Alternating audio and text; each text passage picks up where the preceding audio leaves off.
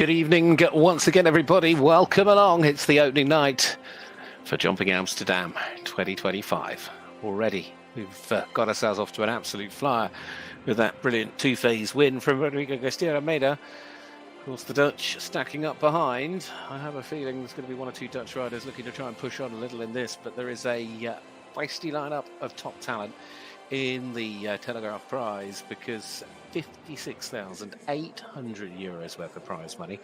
It's a jump-off class. There's 47 of them coming forward in the opening round, and we're going to kick things off with this lady for Switzerland. Geraldine Sturman is going to start the evening off and give us a clue as to what to expect around this course of Quinten Martens, with Melusina BVLZ, the 11-year-old by my Lord Cargo.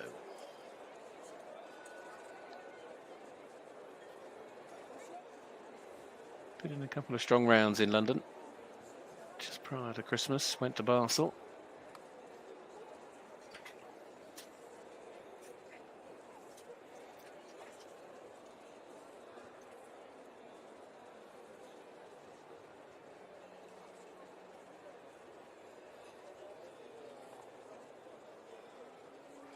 Really narrows down, doesn't it, to that little upright after the VDL fence.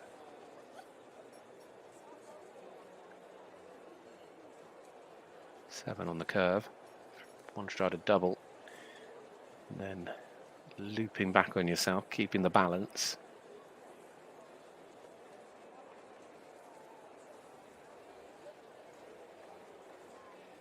Eight on that curve. Combination comes very late in the course. Four strides. Ooh, first part's gone.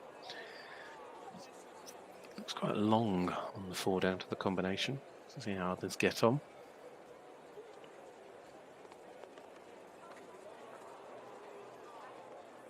Well, the Telegraph pole falls. Ooh, time penalty. 70.94, 70 seconds that time allowed for Geraldine Sturman. Melusina BVLZ, 70.94 for the first to go. I'm going to sit and wait to see when that first clear turns up in due course. Nice little pat. Just hasn't quite gone her way here this evening. What about these two? Pier Giorgio Bucci and Hantano. For the Italian. Lovely 13-year-old this, isn't it? By Quasimodo Z.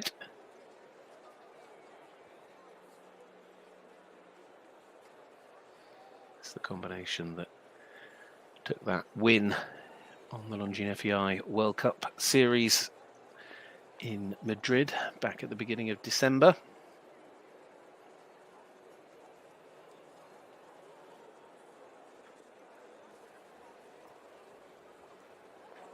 And that, unfortunately, is a different fence, but it's also gone down.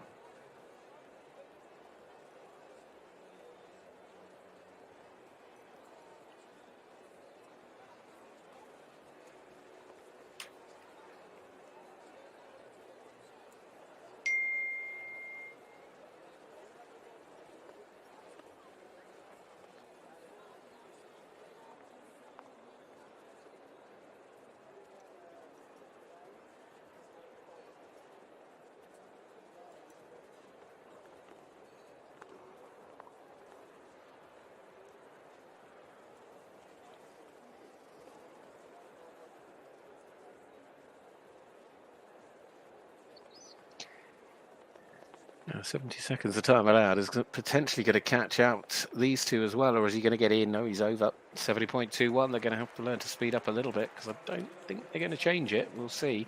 Still another to go, although there's an action. The next will be probably a slightly better test. But sadly, for Pier Giorgio Bucci and Hantano, it is a total of 9. Might have been hoping for a little more on this opening night.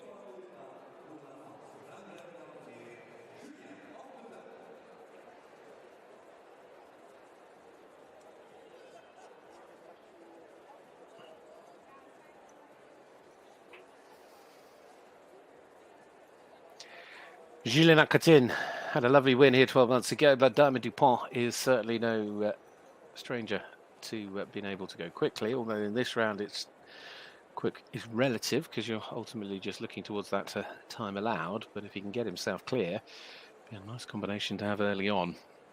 14 now by Diamant Deschameli for the world number 49. He's in those top 50, isn't he? Finished fourth back in November in that leg of the World Cup at home in Lyon.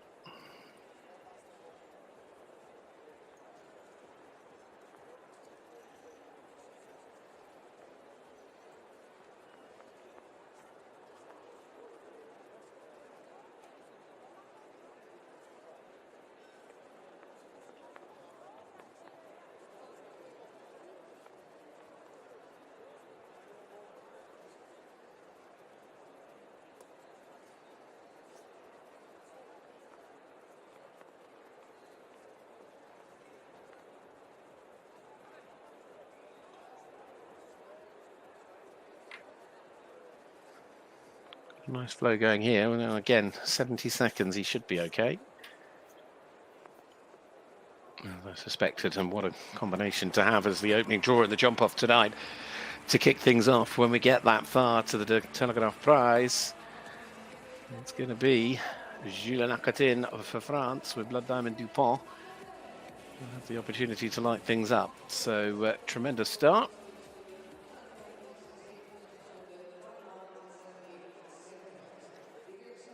He benefited from having a little bit of downtime.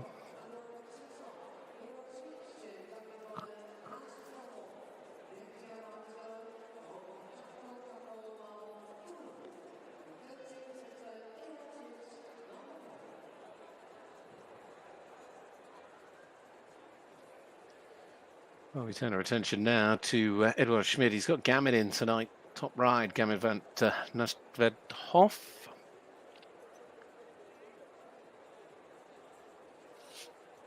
The young Swiss star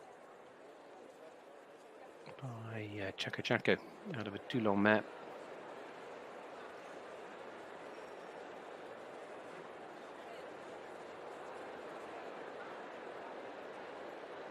Olympic ride, European ride, World Cup final ride.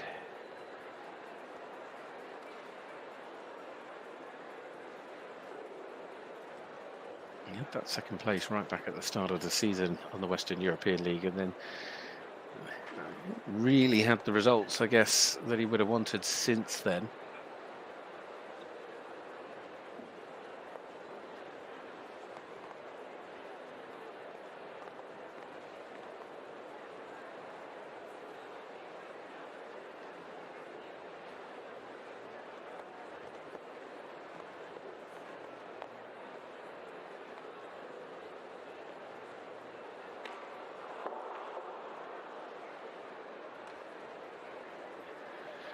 Unfortunately, he's not going to get the result he wants out of this evening either.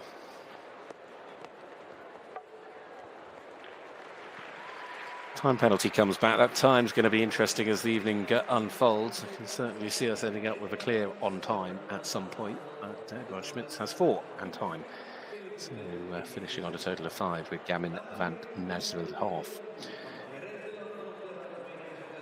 4 have gone, 1 is clear. Julian Acatin, Blood Diamond Dupont. A lot of jumping to come.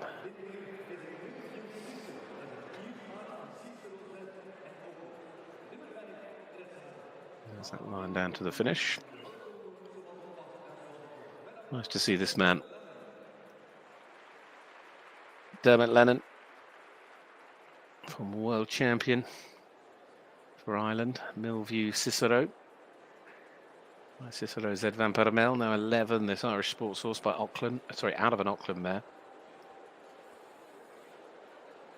He was in Oslo and Helsinki. Did go to a show in Belgium last week as a good little sort of preparation run to come here. And a top 10 in the ranking class as a warm-up.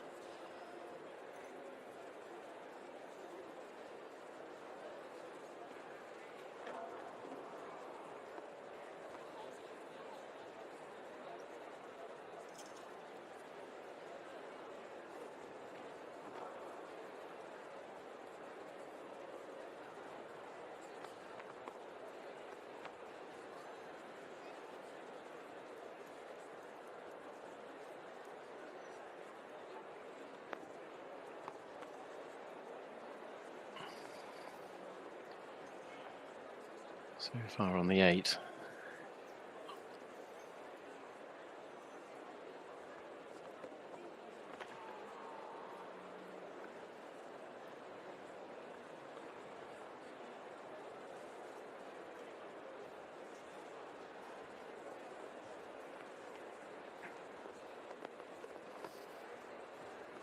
Time penalties coming for him as well.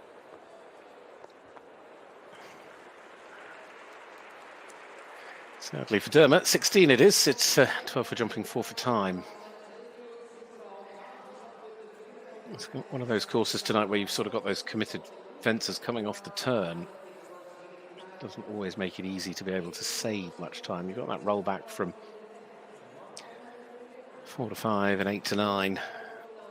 But when you consider you sort of jump the combination turning into 11, again, even earlier in the course, I guess you've got that, the big turn back is where I think where some of them can, probably between the double at 6 and 7, that parallel. On we go. We'll see how this man makes the most of it. It's the turn of Martin Fuchs, an LNL upgrade. The LNL horses. Now, this is one that's already taken 2 really strong wins in the season over the winter so far. They started with that lovely win in the trophy in Helsinki. More recently, they kicked the new year off in Basel with the opening night's win. Lovely partnership for the world number 5, this 12-year-old.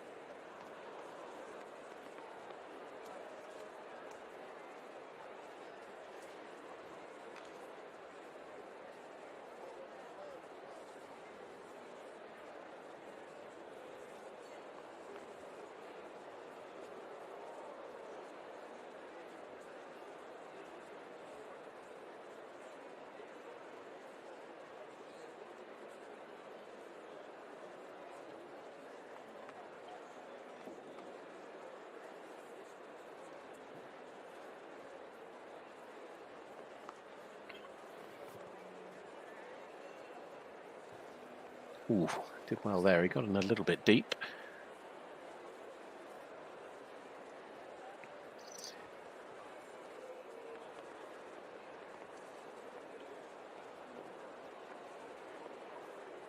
And they were in the jump off of the Golden Drum in Basel.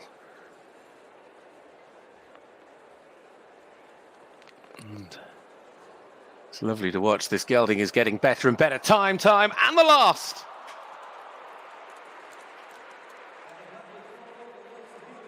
Now, that shows one, but I know the camera cut away quickly, but it really looked like he chipped the last as well and caught it.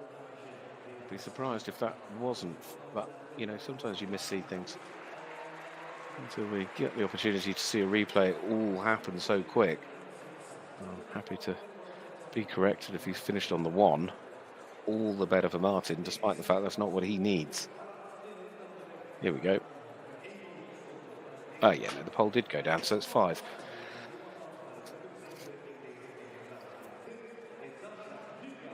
There's the corrected score. Martin Fuchs, unfortunately, I think was finding himself under a little bit of pressure coming to the last.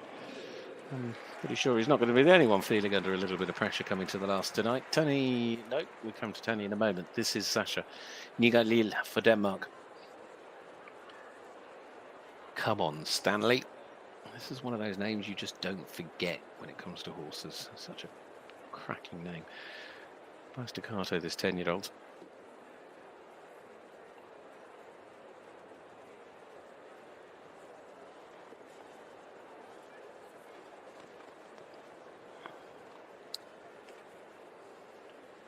You see jumping a lot on the global tour last year.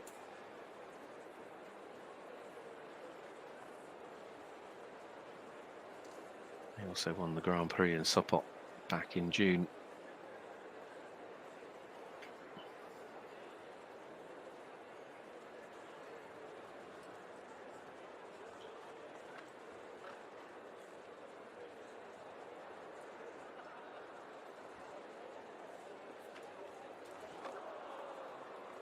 That's gone. Time, if nothing else, is going to push them onto the front foot. And they're needing to use the width of the arena because of the way the course is. You've got to give yourself enough room. She's jumped the combination really well, and she has kept up a really nice pace. although she's not going to get inside the time allowed either.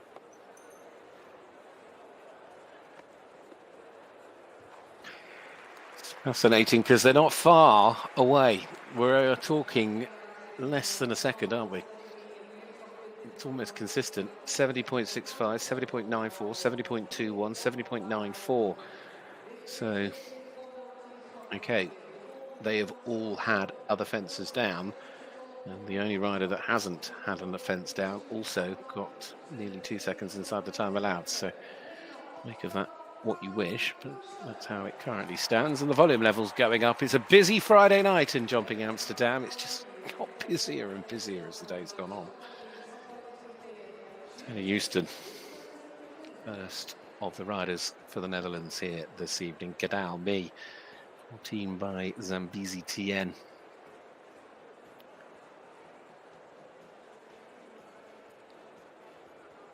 These two, they actually jumped in Mechlin in the 2-star and finished second in the Grand Prix in December. She's jumped some, that's unfortunate. So she's jumped some really nice rounds in some 145s tonight. It's just a little bit bigger. It's not that they don't jump 150, but they've had some really solid performances, although they did have that podium in the 150 in Maastricht.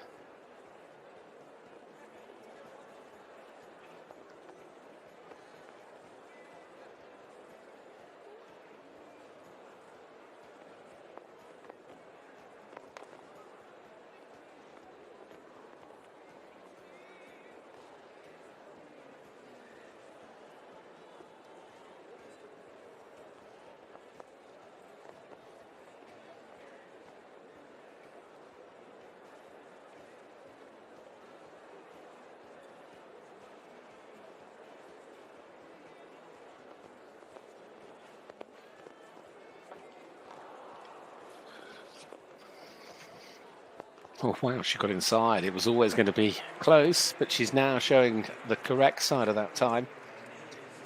And also bringing home 8 penalties alongside it. Tony Houston there and Gadal Me, first of the riders for the Netherlands in the Telegraaf Prize here this evening.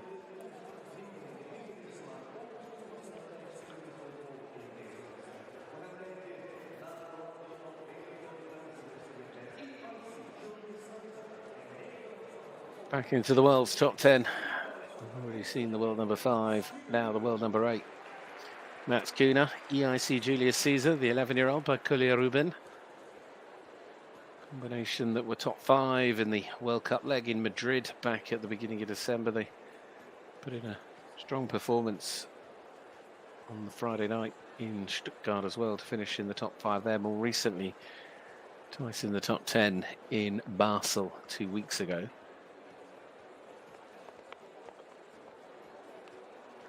This was the horse that Max rode at the previous World Cup final in Riyadh last year.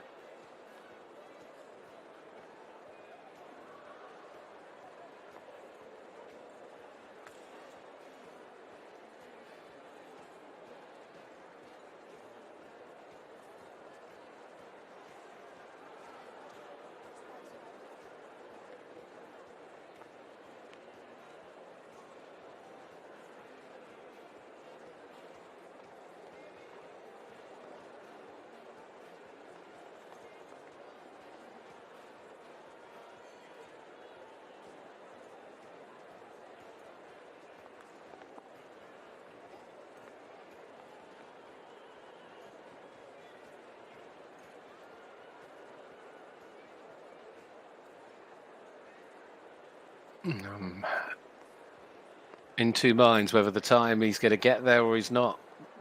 It's going to be awfully tight, but he should be the right side, and there we have it. Clear round number 2 goes to the world number 8, and we have a jump off tonight in this 56,000+ euro class. Max Kuhne, EIC Julius Caesar is clear as well to join Julien Acatin and Vladimir Dupont. As smooth as ever, clinical in the way he rides, brilliantly balanced.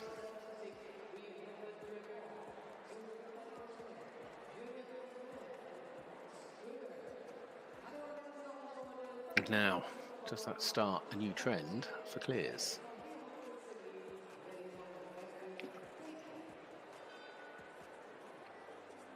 having a little look up, is Valeria Sokolova riding Jackpot TN.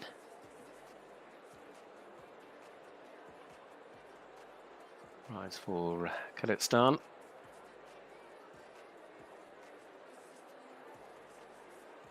It's 11-year-old stallion by Diamante Sameli.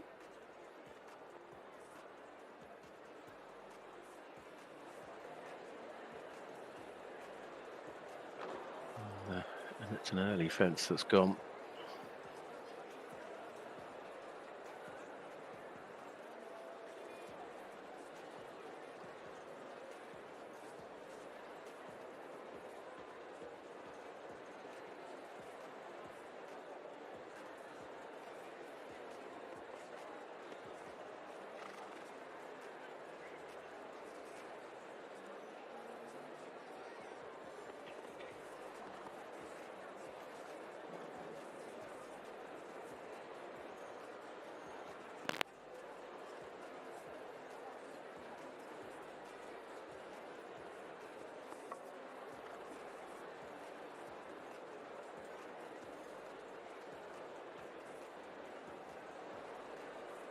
No, it's a shame she's had the one fence down, although she's also going to pick up time penalties.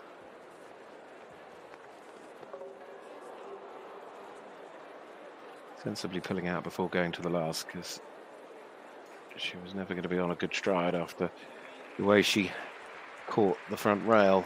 But also, nice to see the way she has just ridden a lovely circle, got her horse back into balance, come back to the final fence and jumped it well to finish.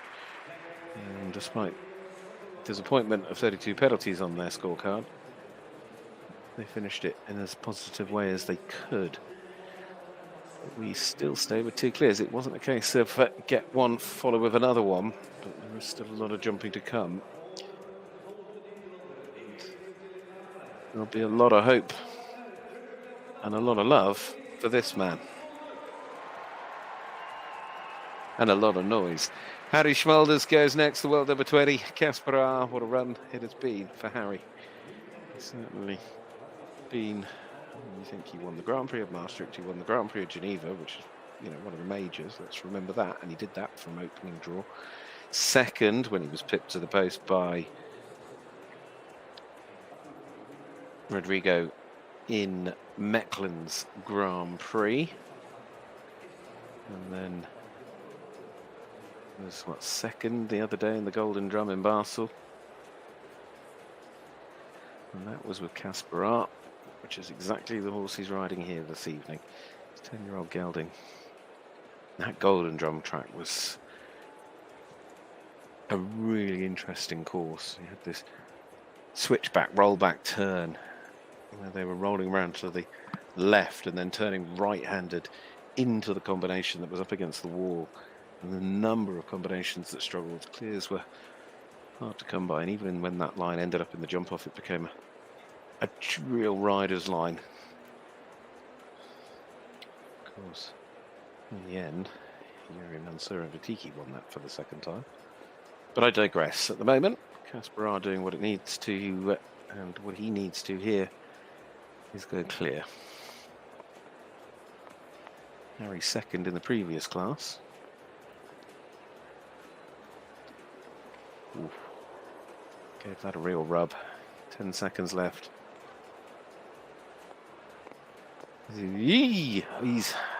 That says he's the right side or the wrong side of the time. He's the right side of the time by just around a second. But it isn't to be. As the fence falls and he finishes on a score of 4.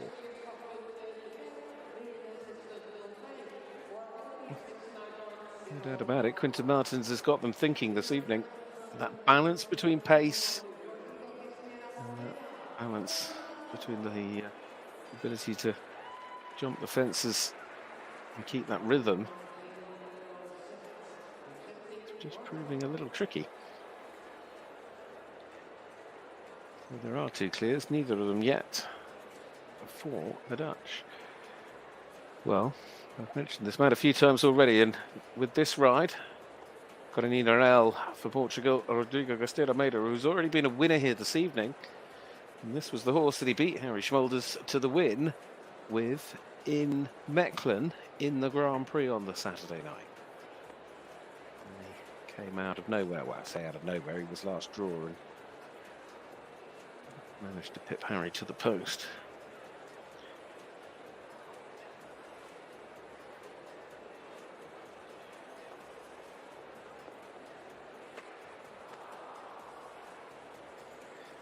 But he's not going to be getting any doubles on day one in Amsterdam.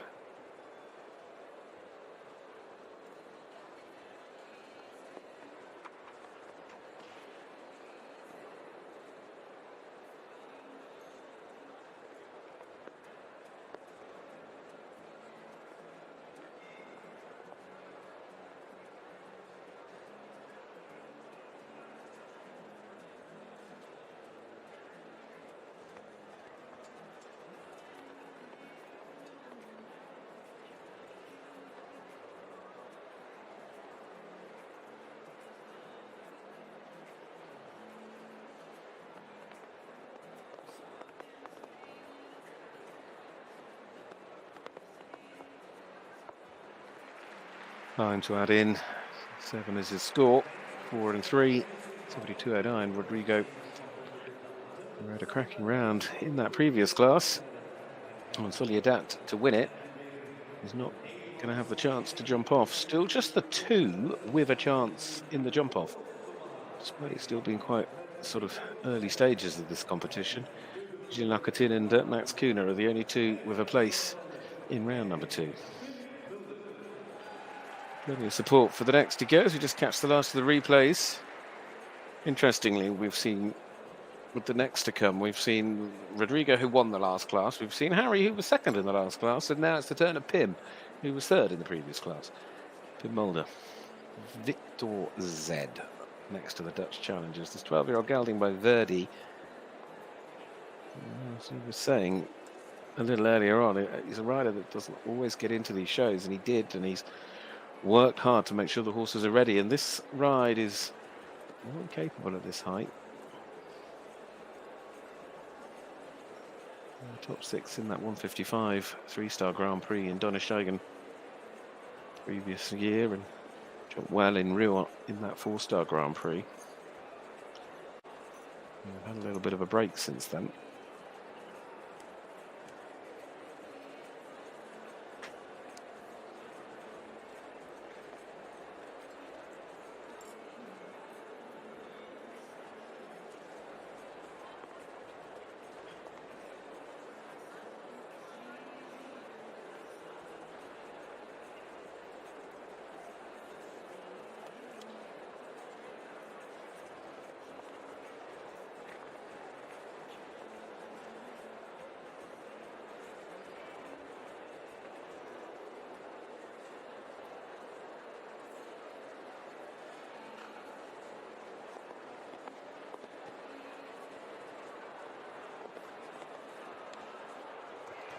Time.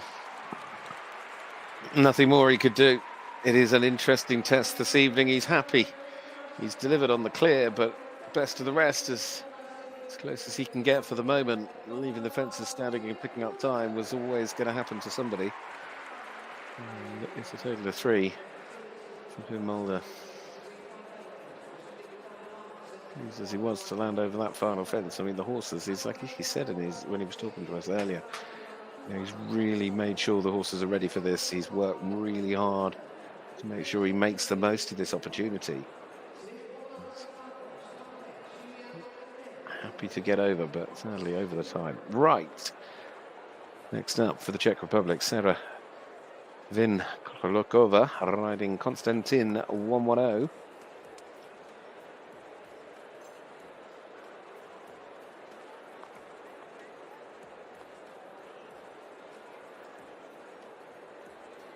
Years of age by Calestis. And the fence goes down.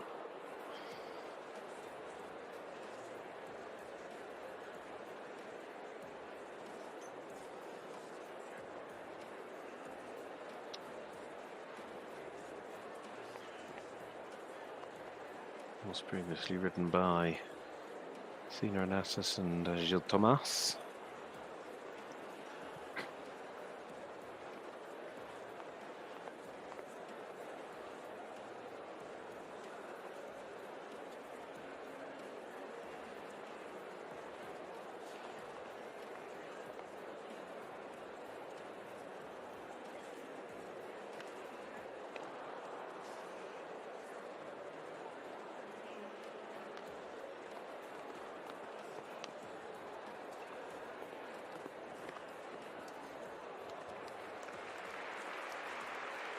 Time penalty as well as the jumping. So it's his 9 for Saurup and Konstantin 1-1-0, and still we sit as we have for a while with the 2.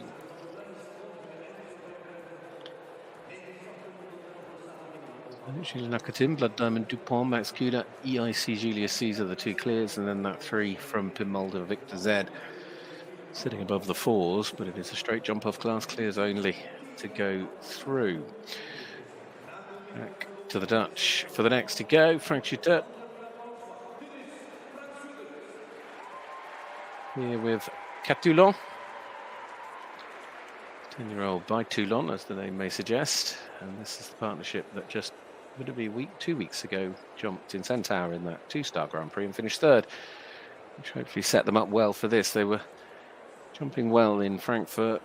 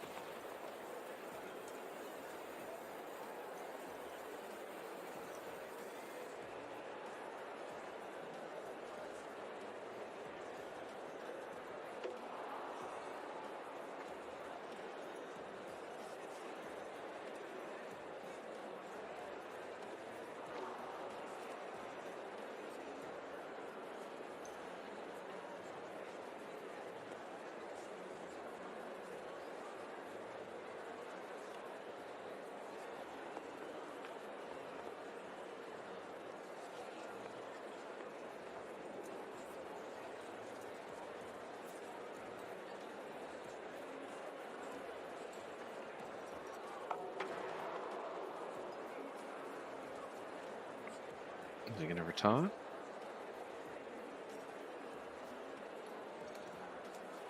Yes, he is. Sadly, it's not worked out for him this evening, so makes that call.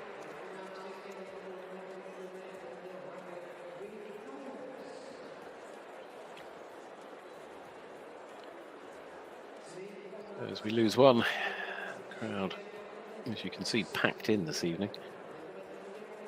There's another making their way in, and it's turn of Great Britain's Tim Gradley, Medoc, the top Sandria, the 13-year-old gelding by Dirk Sinat, the championship ride and the Nations Cup ride, alongside Imperial, who of course has been very consistent on the World Cup circuit for Tim. This has been another really strong performer. Took him to 5th place in Spruce in that major Grand Prix. He was top 6 in Barcelona's Grand Prix at the League of Nations final, and then more recently in London had a top 3 finish.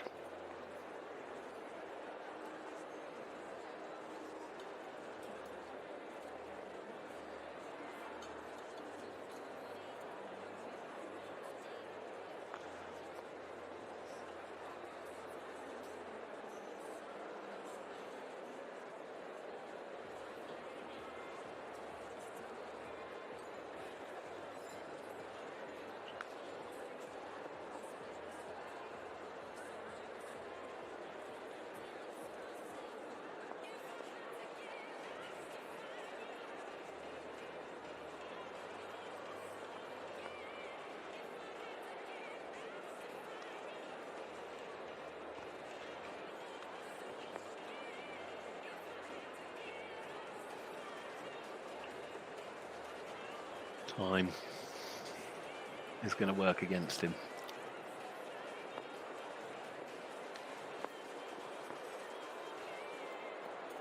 Or can he get in?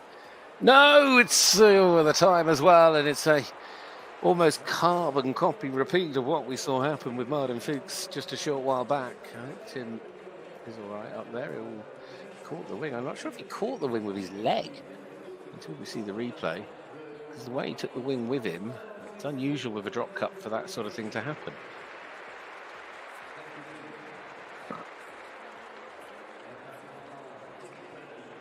To show you how tonight's worked out, at the moment we've jumped 16 horses, and that's the 5th best round. Here we go. Whew. Yeah, it's still hard to tell from that angle. We just need to slow it down a little bit more. But anyway, we move on at the moment still with the 2 clear rounds. Hello, Jumping Amsterdam's little mascot. Yes, and I totally agree. Popcorn, actually, what a great idea.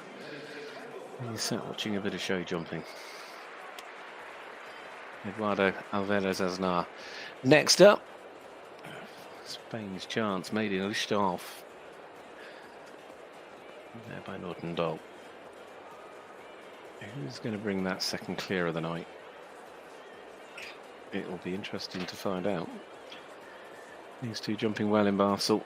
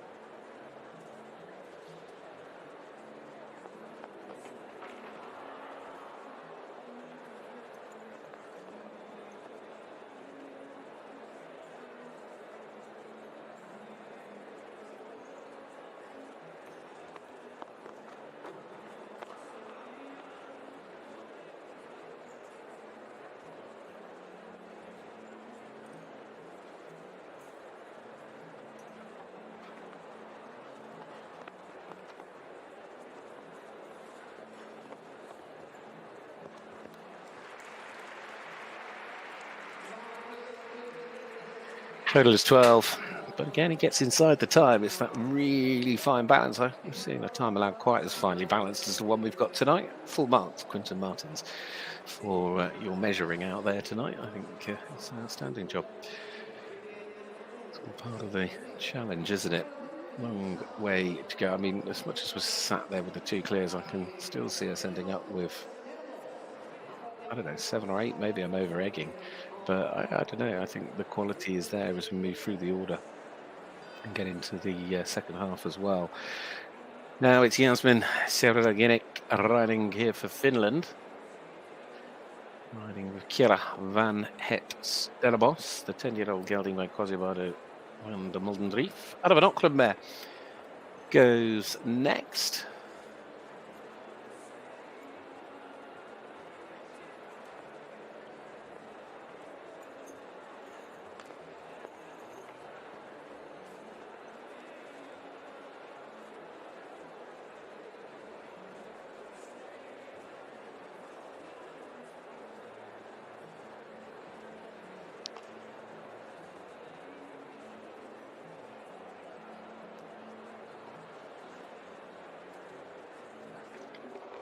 Really just getting a bit close.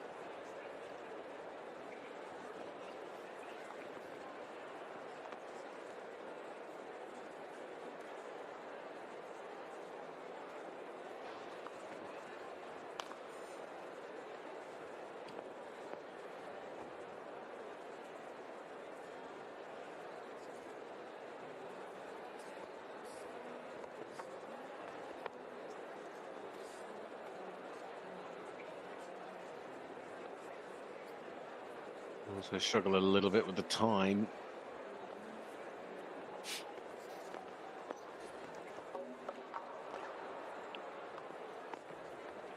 The final line costing them another 8 for 12 for jumping, 2 for time, 71.53 there for Finland's Jasmin Chipiela, Gerink and the Caravan Het Stellenbosch, 71.53 on the clock.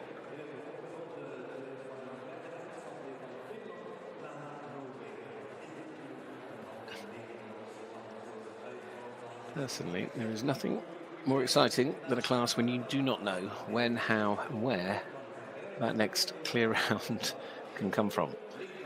And that is certainly what we have been delivered here this evening. We're going to stay with our representatives from our Nordic nations, and now it is Norway.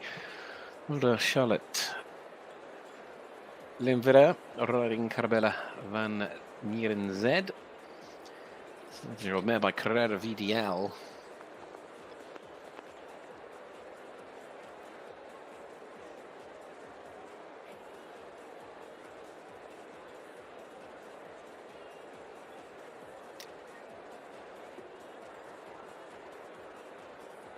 He's had a couple of top 10 finishes in the last few shows. That's been impressive to see.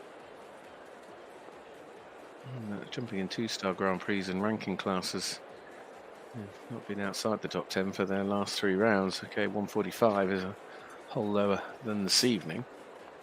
This is a horse that's got a lot of spring.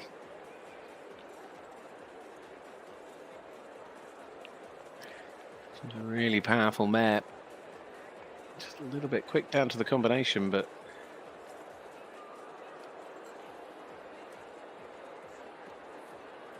she's jumping so well. It's going to be very much touch and go on the time. Water Tray. She's in. Half a second the right side, but 1 fence down. A little bit like we saw with Harry Schmulder's, same fence, same result, because both inside the time, and the Norwegian rider joining Harry. That goes in just behind him because she's half a second slower. And that was a lovely mare. She got a big jump.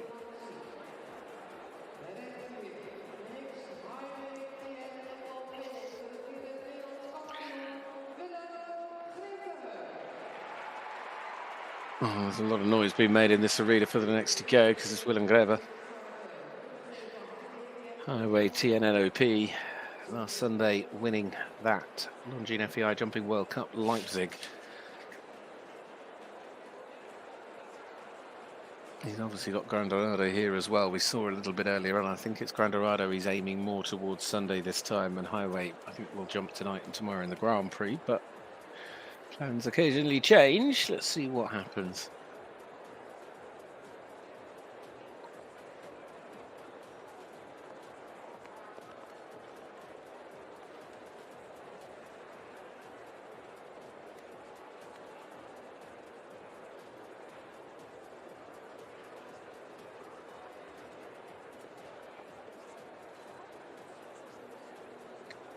You would at least expect this combination not to be too bothered by the time allowed. I'm not saying they'll be miles inside, but they should be able, the way they're going, they've really got a lovely flow. And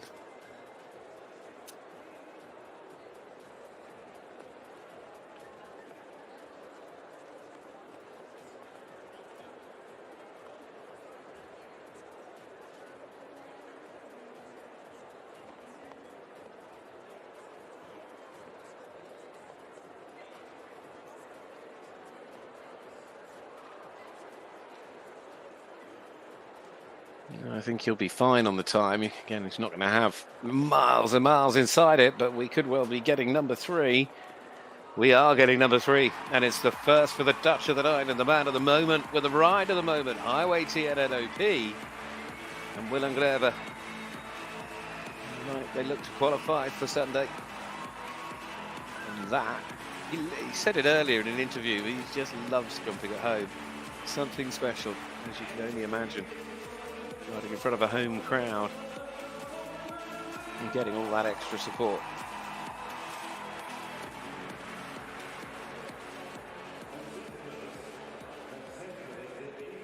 Well done to Willem Greve, because he makes it 3 through to a jump off. Gilles Nakotin, Max Kuhner, and now Willem.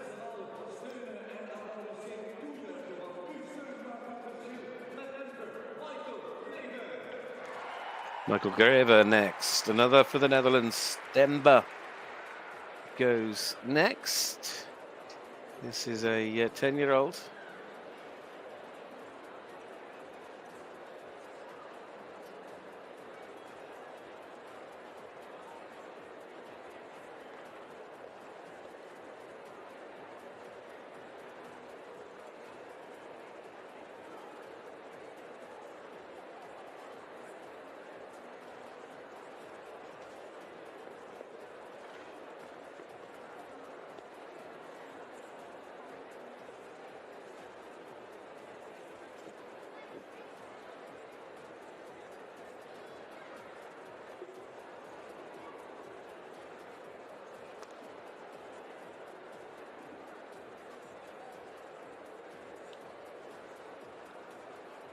They had a couple of wins together last year, but they also had some solid results in some of the Grand Prix they jumped in.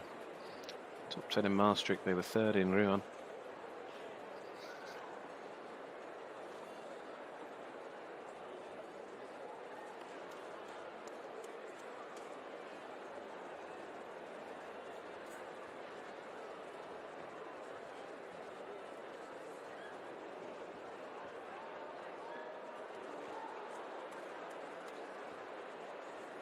Now again, I think he's okay with the time. It is going to be awfully tight. But we get a second. Double Dutch. As Michael, Griever and Denver follow up Willem Greve and Highway TNOAP's performance is back. The back clears for the Netherlands. Paul now through. Out rather nicely. Not yet halfway there. This is what this crowd came for tonight.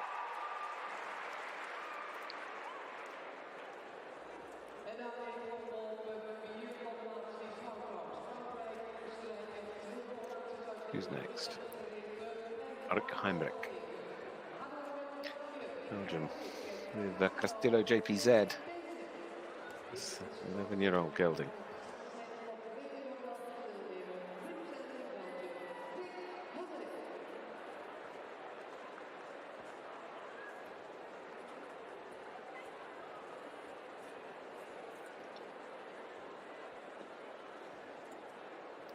No reason to think on their day they couldn't find their way through as well. Maybe a little bit tougher, but they can. It's a combination that had a lot of top 10 finishes, 145, 150 classes over the course of the autumn into the new year, but not to be.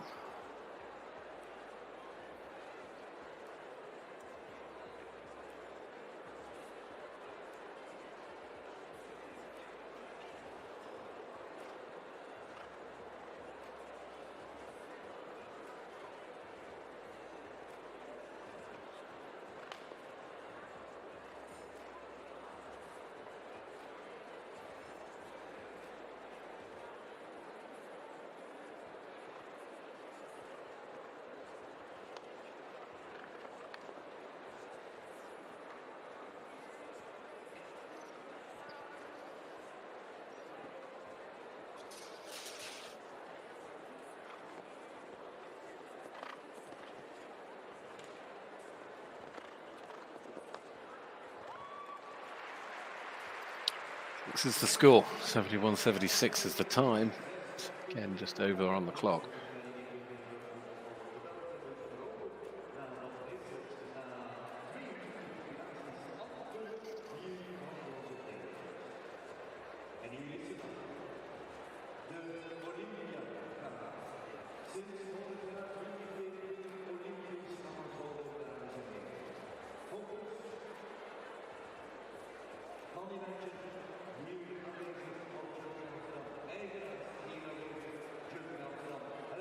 Well, this is the turn of Kim Emmen. Jumped a lovely round a little earlier on with Ireland. A lot of support for her, as you would anticipate. What a superstar horse this has been. Imagine the 12-year-old now by Cassini Gold. That was, of course, such a key player in the Dutch team performance in Paris, where they ended up in fourth. And a nice round in London.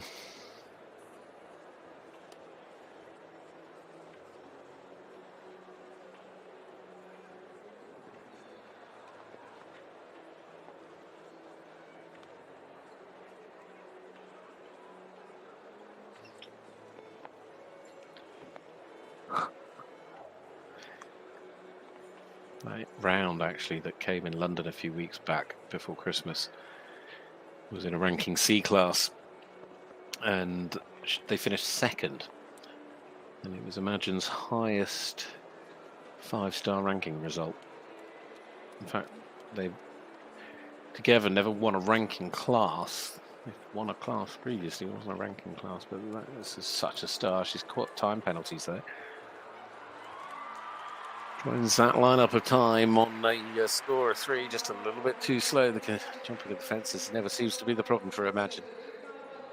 Give him such a start.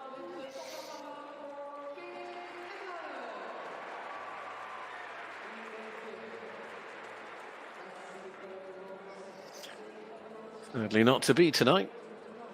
So Kim Evan, a little bit faster than Pim Mulder, which for the moment at least puts her in 5th.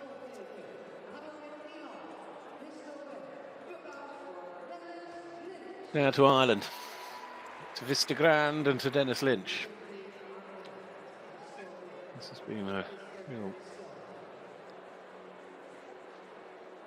star member of the team over the last few years since he took the ride over from Shane Breen a couple of years ago. They finished in the 3rd place 2 weeks ago on the Saturday night in Basel in that Grand Prix.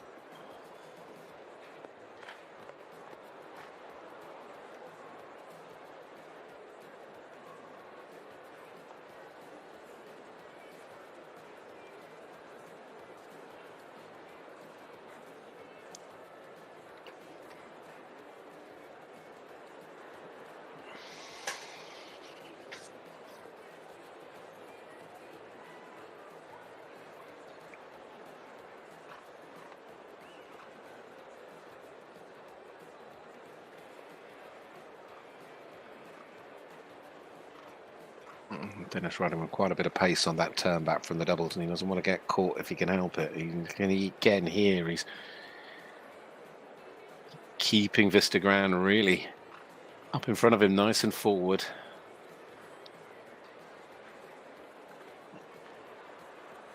Even then, he's going to struggle with the time. I think he's just the right side. I've got a marker at that white plank. He should just get in. And just get in, he does. 69.54. Well done, Dennis.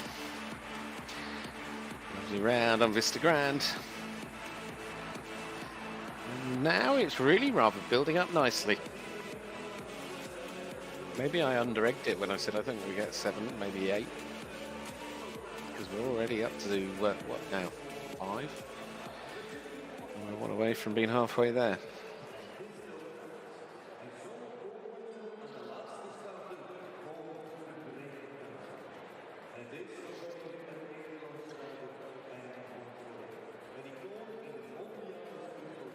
They suit each other really, really well, don't they? Well, next up, in fact, the rider and horse that'll take us into the break is Jérôme Doubledon, Trezeguet. And the saddle, without question, one of the most successful, if not most successful, in terms of his medals and results at championship level. Dutch riders, there's been a fair few, but his is, of course, pretty stellar. Trezeguet, the horse he's riding, is by Termillen out of a chairman Ellis Lasillamere. Seen this combination out internationally since that 8th place finish in the Grand Prix in Maastricht in November. Picking and choosing when he wants to be in action.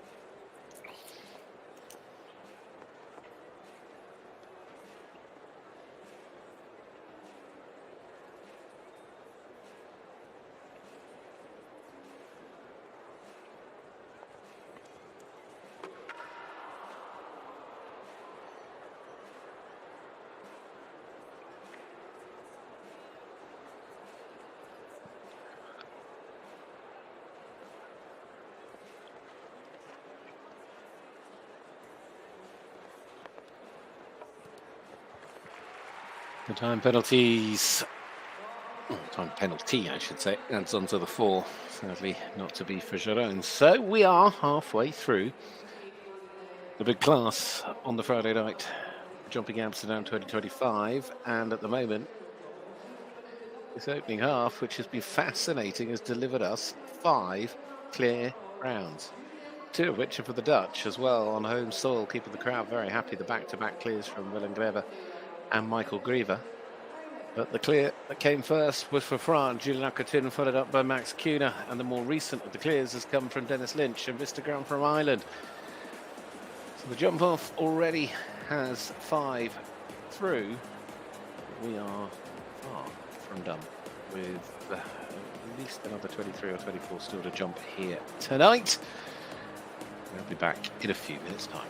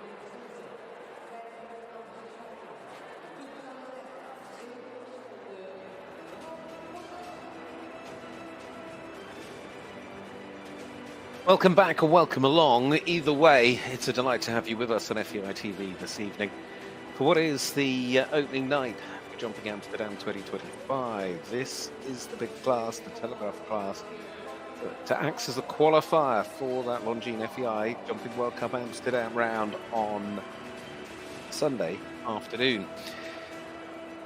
Well, so far it's an absolutely edge of your seat type of competition as well, because the time is so cleverly balanced this evening.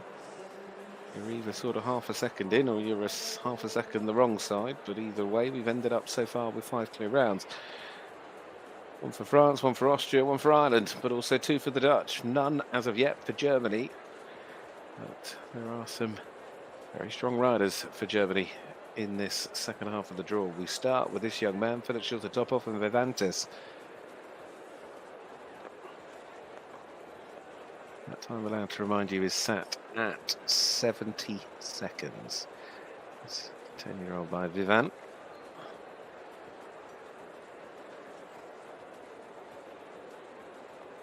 It's got a lovely big jump, and he jumped this horse in the Puissance in London.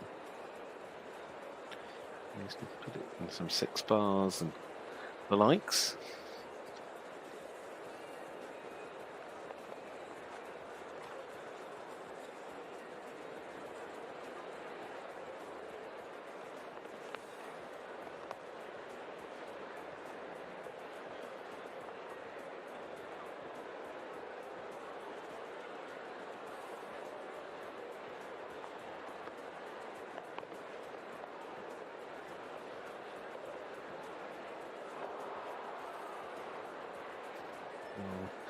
Middle of the combination down, he's going to be again very touch and go on the time.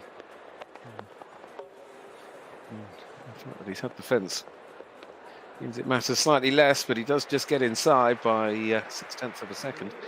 Schulte-Tophoff and Vivantes. The riders have, I think, begun to work out just what they need to do in terms of balancing that pace and rhythm to just bring them the right side of the 70, but as I say, consolation, middle of the combination going down there for Philip and Vivantes.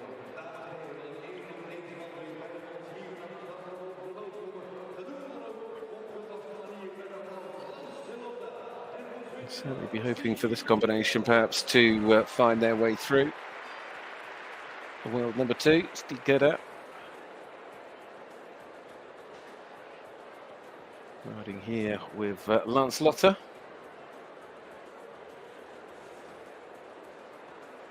This mare by Falkenhorst Lancer.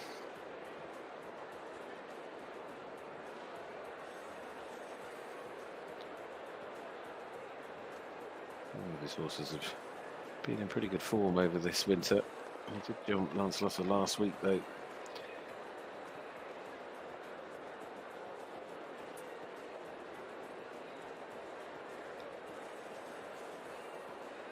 If I remember correctly, she was in the jump-off in the Grand Prix in Basel.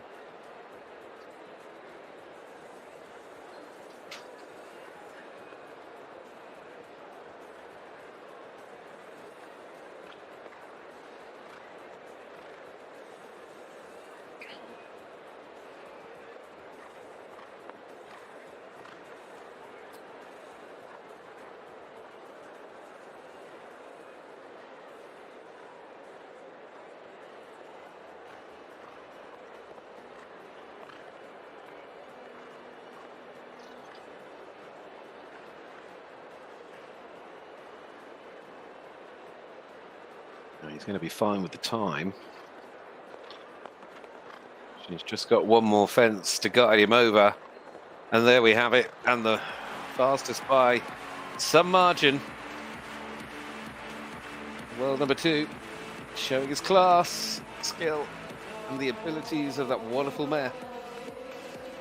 And the Swiss will have a part to play.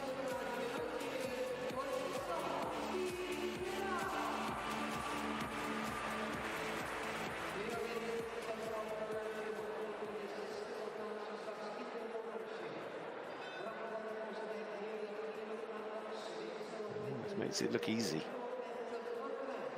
And we No, it is anything but. Well, now to the man that tops the Western European League on that Longines FEI Jumping World Cup Series, Kevin Stout. Here with Visconti de Telemann for the world number 12. She's now 16, this mare. But again, this is a combination that should be able to cope quite well with this track this evening. And Kevin especially, I think, with the time as well. The top 6 in London in that World Cup leg after second place in one of the other classes. She was second in Coruña as well in the big Saturday night competition.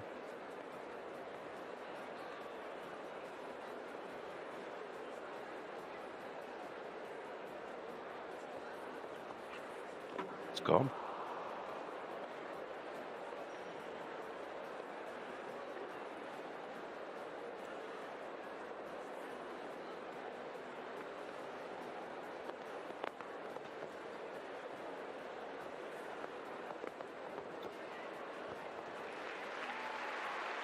Seeing some of the best riders in the business, and they certainly take need of what is needed to take the pressure off with the clock. Unfortunately, Kevin having that one of the fence down though. So we'll stick with what we've got for the moment. Of course, one of those is a clear for France with Gilles Nakatin, but there is a couple more chances to come for France a little bit later in the draw.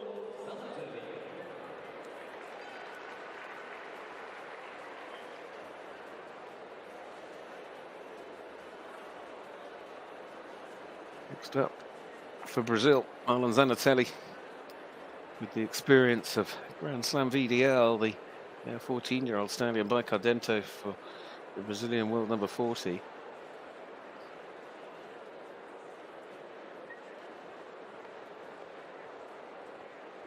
Of course, Marlon's ride in the opening class this evening, when he jumped the first fence, the lights went out. I'm hoping, yeah, lightning doesn't strike twice on that side of things.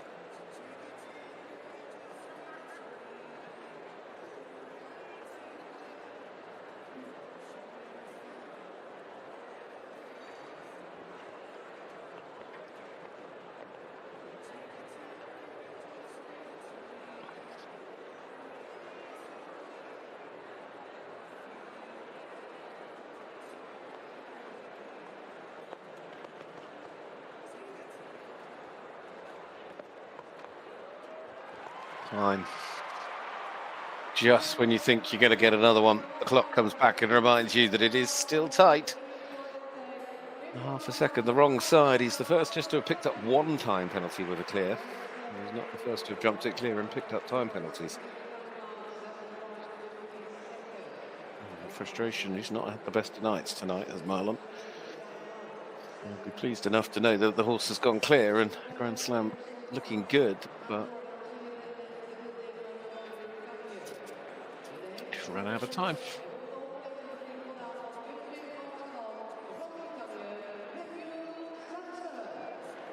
Great Britain go next. Second of the British riders is Matt Sampson.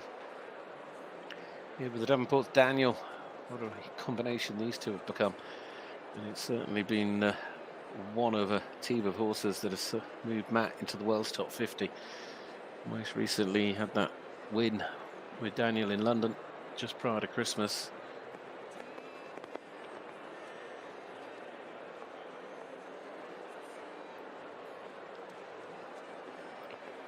Had a lot of good results out in Spruce over the course of last year.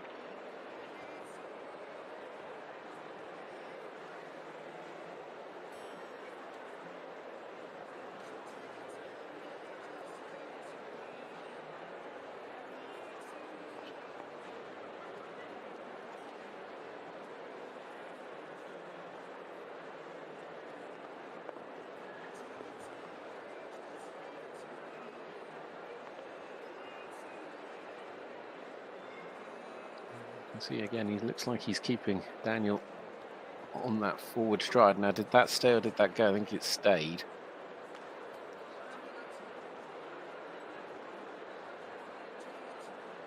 Again, he's going to be nip and tuck on the clock. Now he's pushing on. Matthew Sampson, congratulations. Perhaps more importantly than congratulating Matt on his clear, I'd like to take an opportunity to say congratulations to him and Cara Chad, on their engagement. Very happy for the pair of them. He just gets better and better. Well done, Matt Sampson. So Daniel is in the jump off for Great Britain, and the numbers since the break. Suddenly you've hit 7.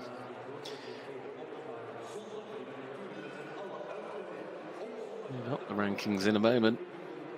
Just shy of the top 10, we hit 11. Julien Epillard, goodbye to Sully. 12-year-old.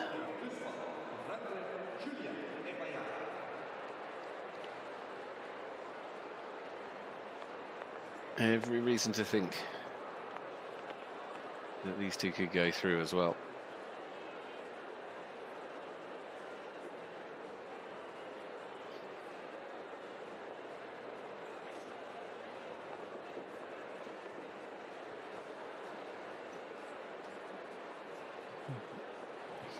Forgive me for predicting there will be no issues with the time allowed with Julien.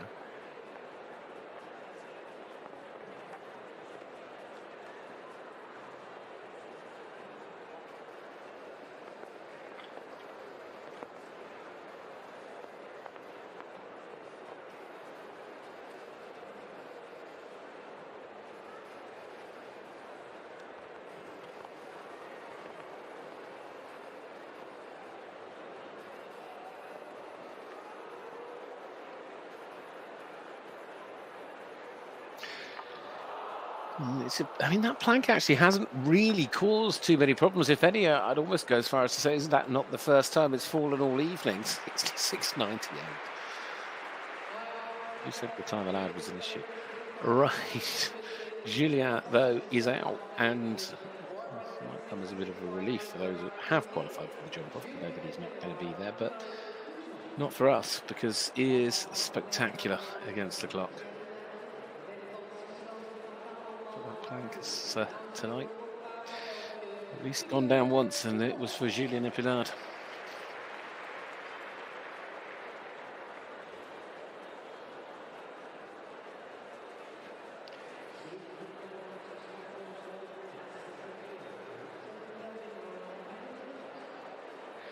Belgium have another go, because next to go is Peter de Vos and Jarina J. Lovely mare, really lovely mare that jumped some brilliant rounds in Mechlin. She was twice in the top 6. She jumped a winning round in Stuttgart, top 4 in Madrid.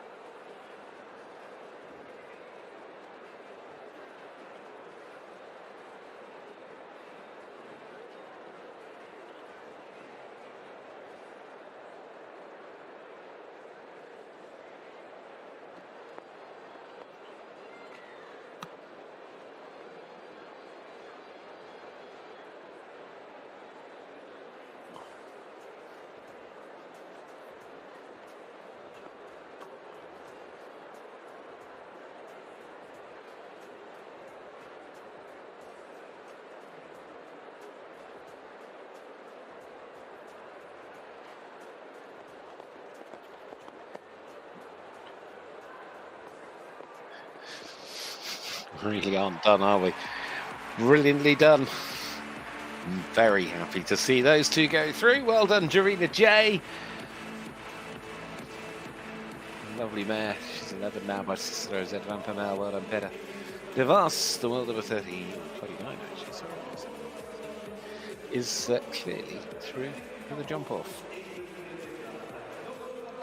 Well, we've nearly doubled up what we got from the opening half of the class. We are now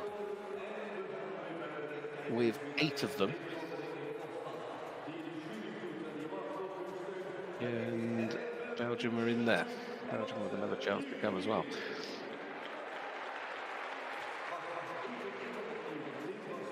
There's 5 more for the Dutch to try. Vreeling, the first of them. Alde Chabus. Vreeling have a part to play.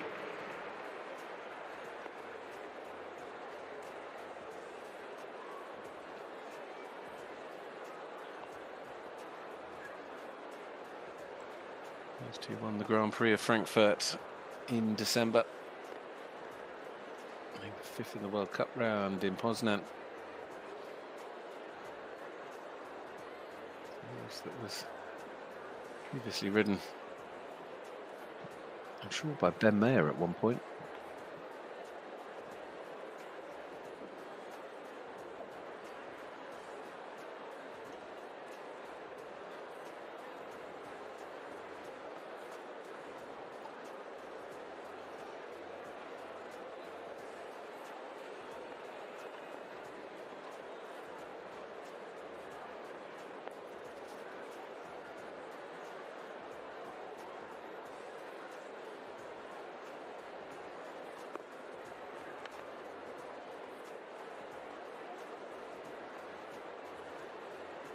Very well ridden and adjusted coming into the combination. He's going to...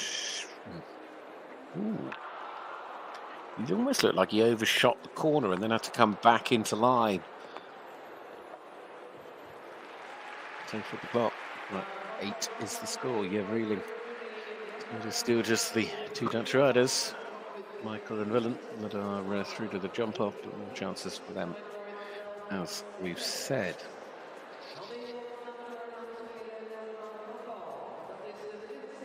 You can see the little fans down there with their arms out. I mean, it's, you can see for yourselves, but it's important to note just how close the crowd are to you when you're in that arena. Vincent Bourgogne next up for Morocco. Cascabel, 14-year-old stallion for the Moroccan rider, then up now. Sanfriana Cassini. Horse that he rode to individual bronze in the Asian Games in Rabat back in 2019.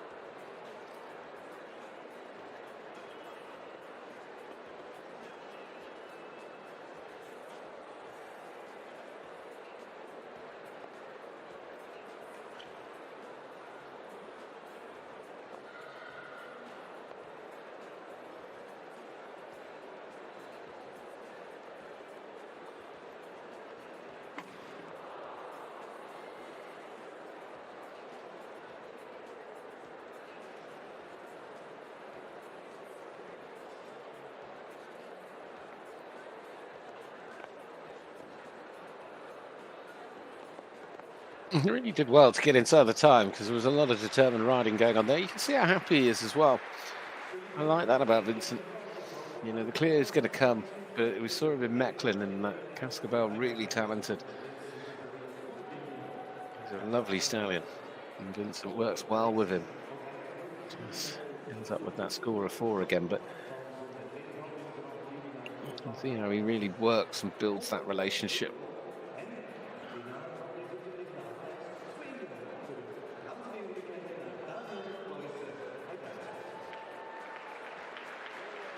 What about this man?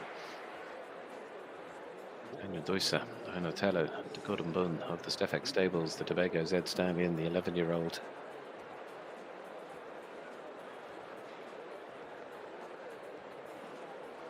Had a lovely result in Geneva where they had a second place. Also put themselves a good position in Corinna and Leipzig, in fact, just last week. So when you go back to what they achieved out in Mexico in sort of October, November time, then you want to pick up their sort of big results in the 5-star Grand Prix, where they have that win in Monterrey.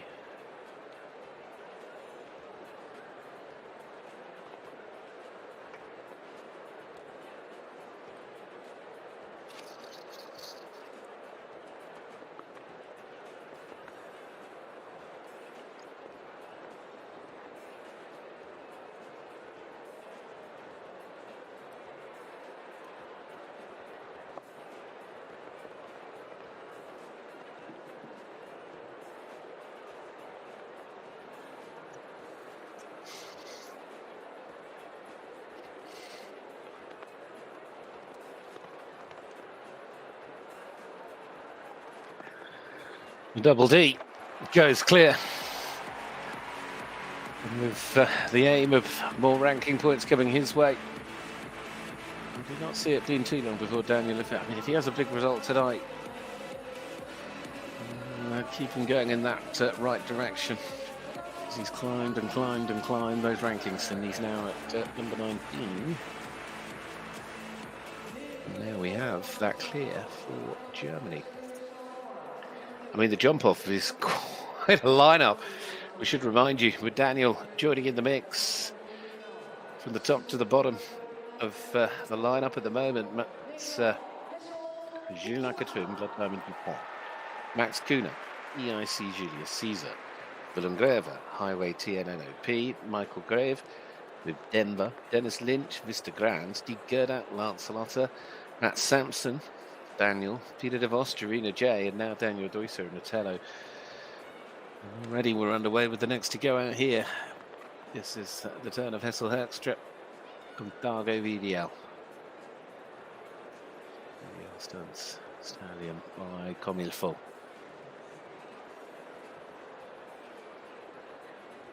Certainly has a striking resemblance to its father.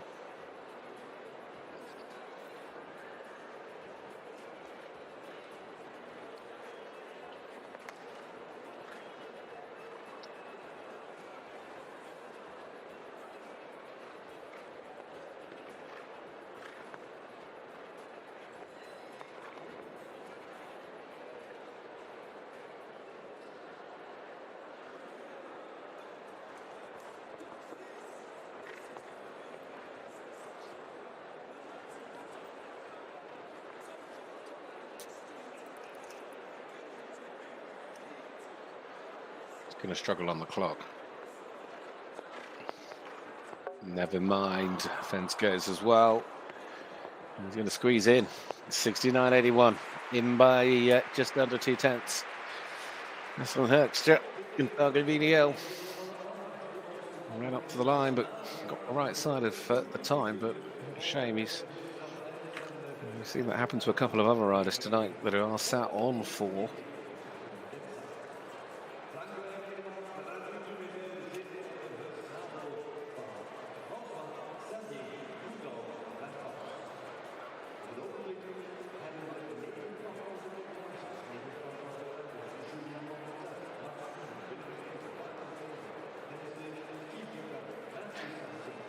We turn now with France once more, because it is François-Xavier Baudin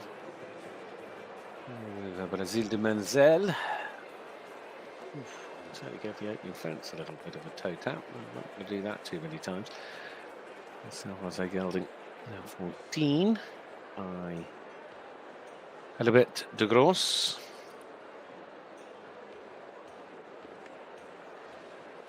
A good team ride for him as well. That lovely win in the class in Lille in December. As I say, a good Nations Cup ride, part of France's lineup over the last couple of years.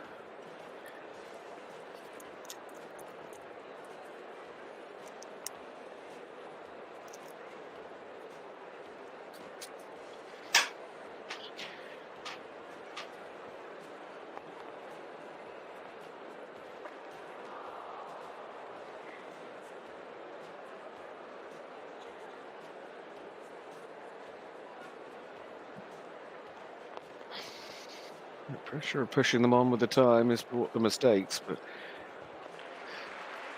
he tried as always so naturally fast. And we're not done. There's another try. Simon de Lesse is still to come. So Francois Xavier Boudin finishing on the 4, because it was.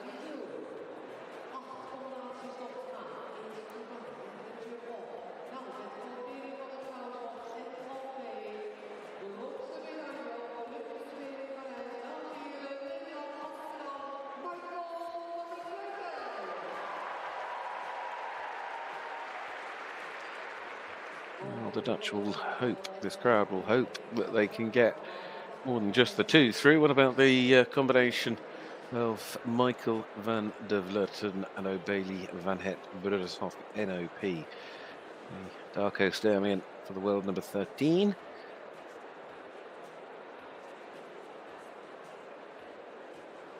Top 5 in the Golden Drum in Basel.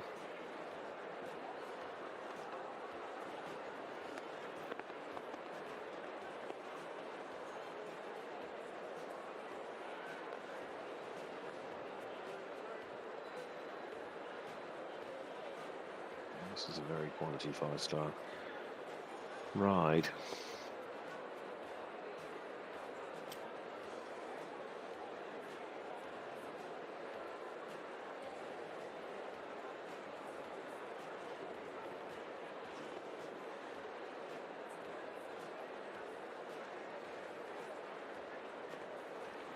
Just looks occasionally a little bit steadier off the corners on the approach to the fences, which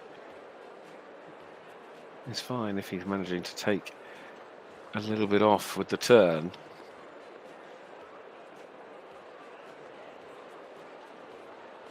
Last thing he needs is a time penalty.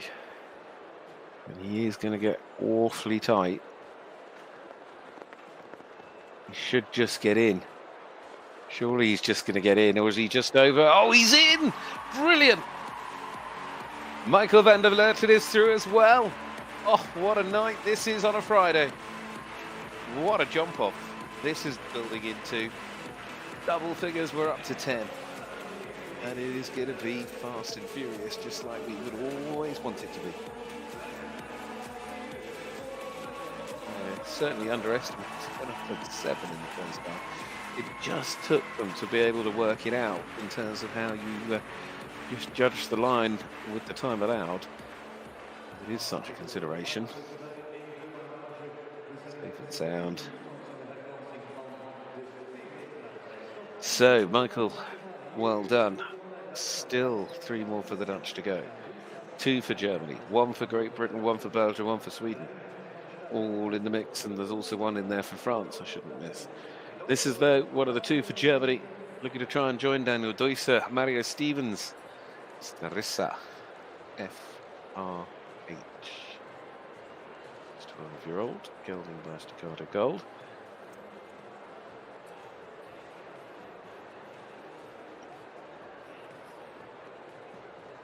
Twice in the top 10 of World Cup rounds this season in Verona and Helsinki.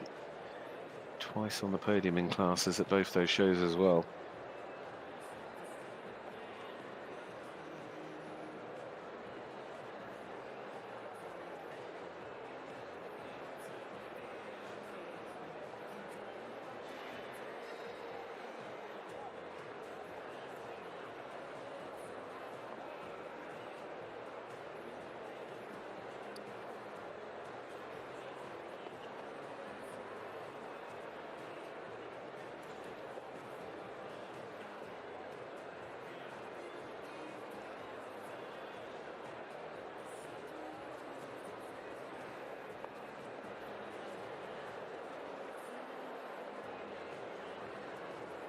He's got a lovely sort of unique action over the fences. He should be okay on the clock here. Well done, Marriott. Nicely through. Oh no, he's had the last. Off camera. But the score is there to see. The reaction of the crowd said it before it even came up. And the final fence has said no. Oh, Mario.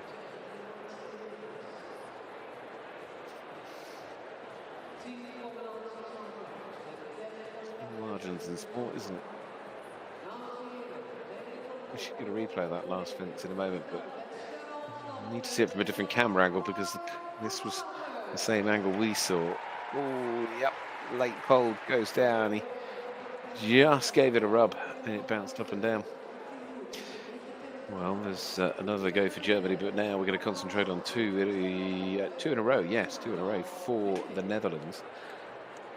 And this is Mark Hutzaka instead of Dante. This man's now 17. She is still such a capable horse. Cantorano out of a fin mare.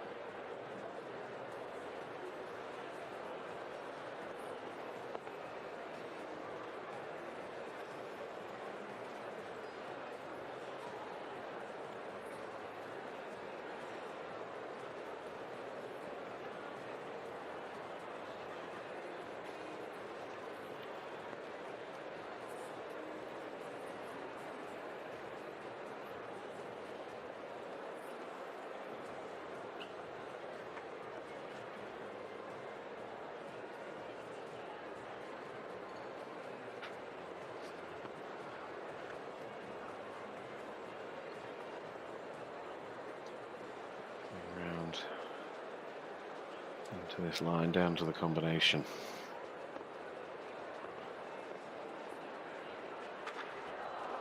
Just made up so much ground on the 4 strides.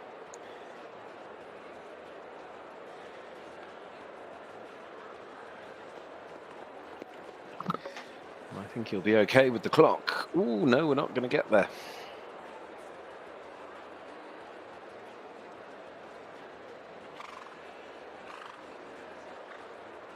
Obviously not happy with the way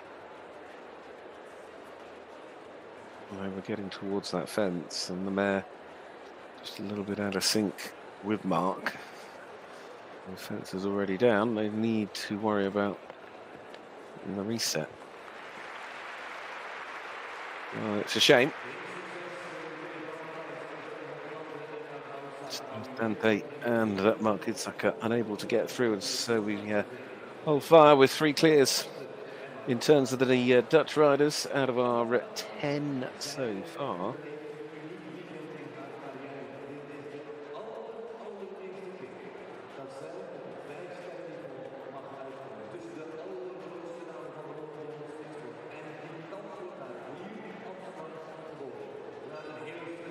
On to the Netherlands next with Megan Lesser riding Quanta Costa PR.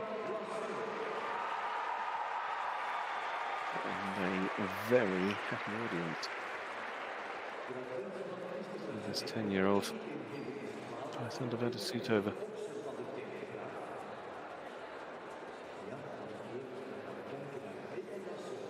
They were third together in that World Cup round, the 4-star World Cup in Poznan in December.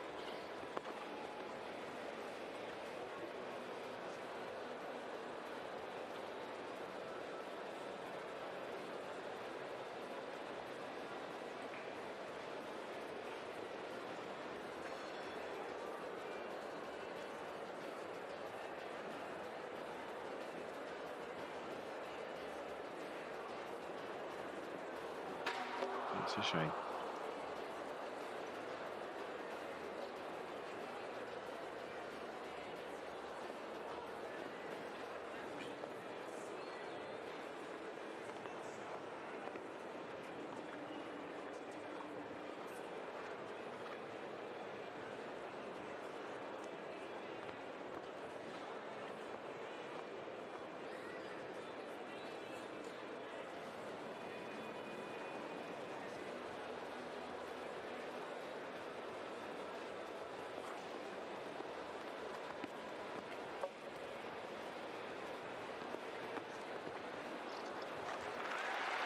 Couple of time penalties, but it was the fence that went.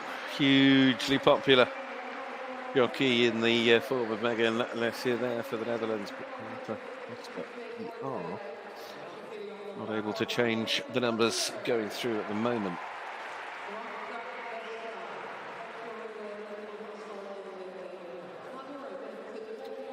There's still one more rider to go for the Dutch in these final.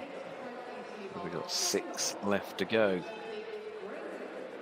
France, Great Britain, Germany, the Netherlands, Belgium and Sweden.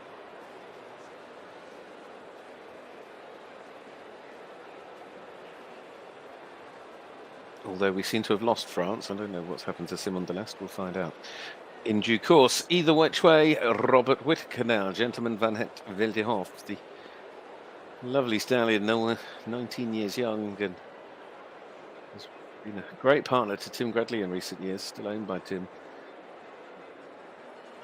Robert sadly having an early fence down. He started with this horse in Madrid in November, won the 6 bar, went to Coruña the week after, won a big falls and time competition. Then he went to London, where he was on the podium in the Christmas Cracker, and then he won the 6 bar last week in Leipzig. And you've certainly built quite some friendship between them, this horse and rider. And it is not going to be the jump off. Just the one British rider through in Matt Sampson and Daniel.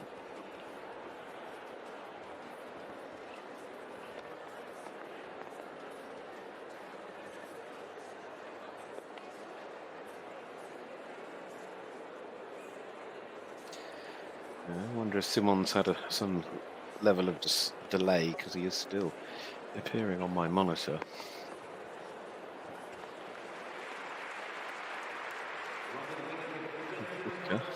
And Van Het Wildehoff on a total of 9. Well, Germany up next, because it's Marcus Enning. Nope. Just to confuse me, now we welcome Simon Delest. Now, there's obviously been a little chip and chop.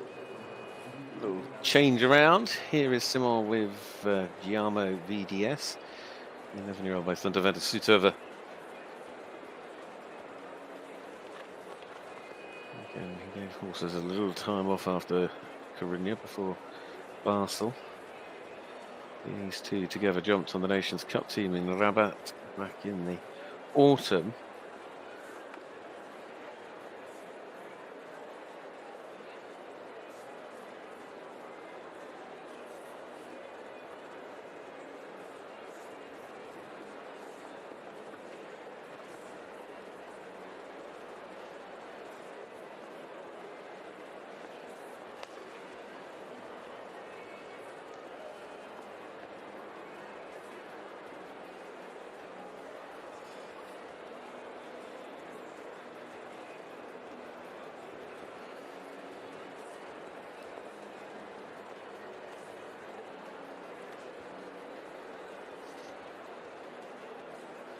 Again, he's going to get awfully close to the clock. Well, he could just get in. It'll just come down to judgment down the final line. I think he should be okay. Is he okay? Yes, he's okay.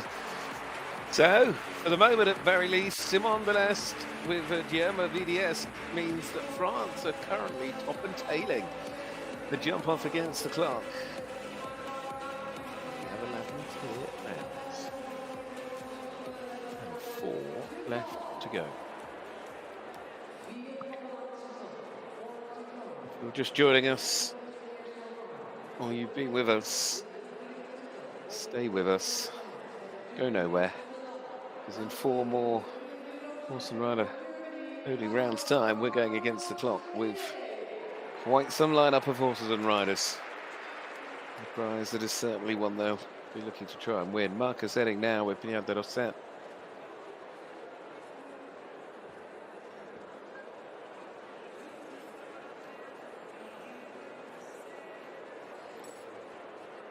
Building by Plot Blue as they're on course. 14 years of age.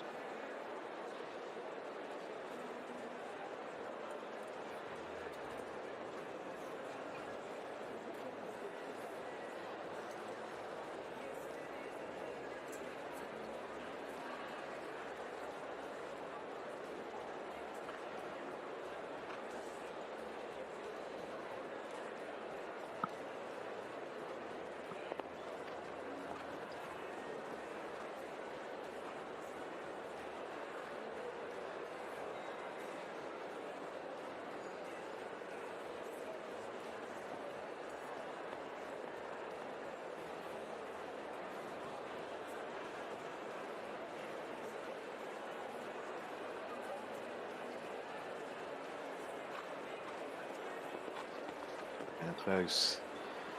Surely he's okay on the clock. Oh, it's a jump off with star power. Both horses and certainly riders. Because there are big names up and down that list wherever you look.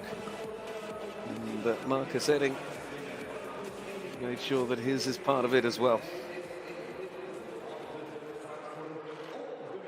And they're set there, dealing with the test of this course and delivering that clear round. Germany, yet another to join, of course, Daniel Deusser, who was already clear. Leopold van Oosten now. VDL Group Nina de Roton for the Dutch by Ironman van de Paddable out of a Codex mare.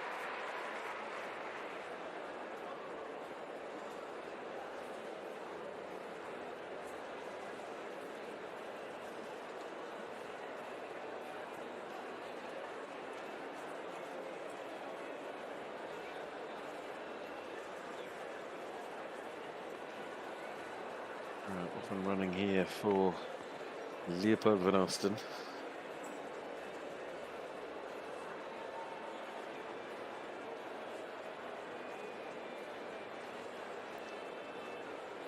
He's won plenty of big classes in his career. Can he bring himself into play for this? Still just the 3 Dutch riders so far clear. This is the final rider for the Netherlands in this opening round. There's still 2 more to jump after Leopold.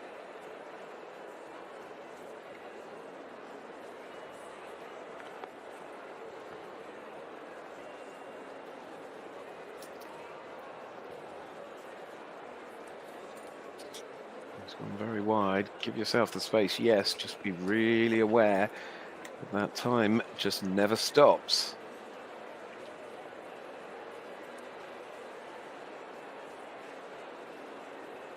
Oh dear. So I think the 3rd combination tonight to have done that. And the plank goes sadly in on the clock, but the plank has fallen, 4 it is.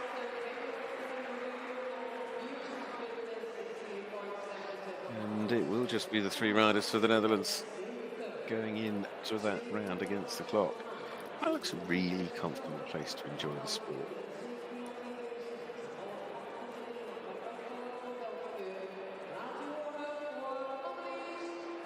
Two to go. As we catch the replay, it is 2 more combinations in the draw. C, Coloki WZ is the first of those 2 with Belgium's Annelies Wilsemans, the 10-year-old mare by Camille Faux.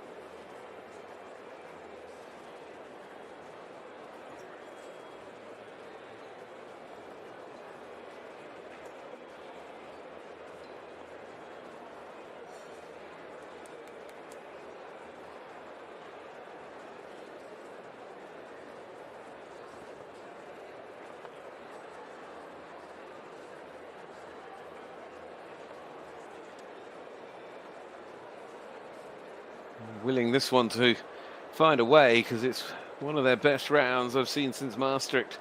Time is getting tighter and tighter and tighter. She's the wrong side.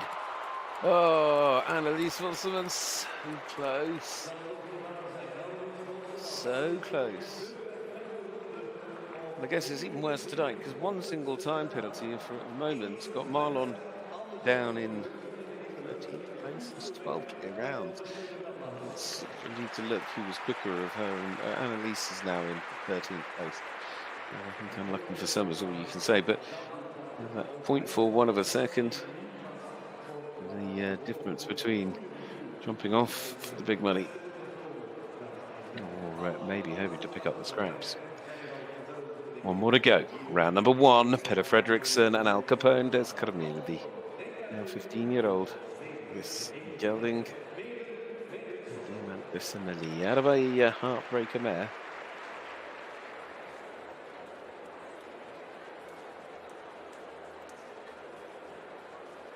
That he started with 12 months ago when he took it over from Angeli Van Essen.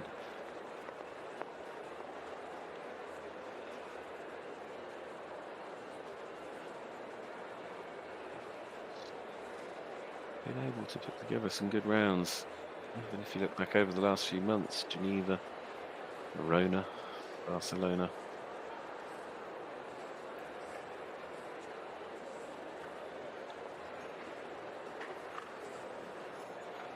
It would be nice just to get Petter through, purely because 13 seems better than 12, and why not have another of the star names of the sport in that round against the clock? Currently, if Petter doesn't, it'll be Marcus that goes last. Used a little bit of the luck through the combination. In the time, I've just realised how fast they are.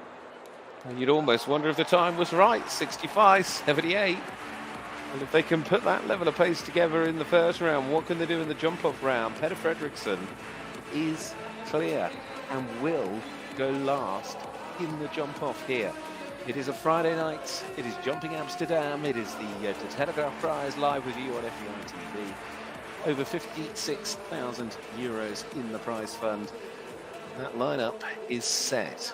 Jules Nakatin, Max Kuhner, Willem Greve, Michael Grieve, Dennis Lynch, Stig Gerdat, Matt Sampson, Peter de Vos, Daniel Deusser, Michael van der Vleuten, Simon Deleuze, Marcus Enning, and Petter Fredriksson.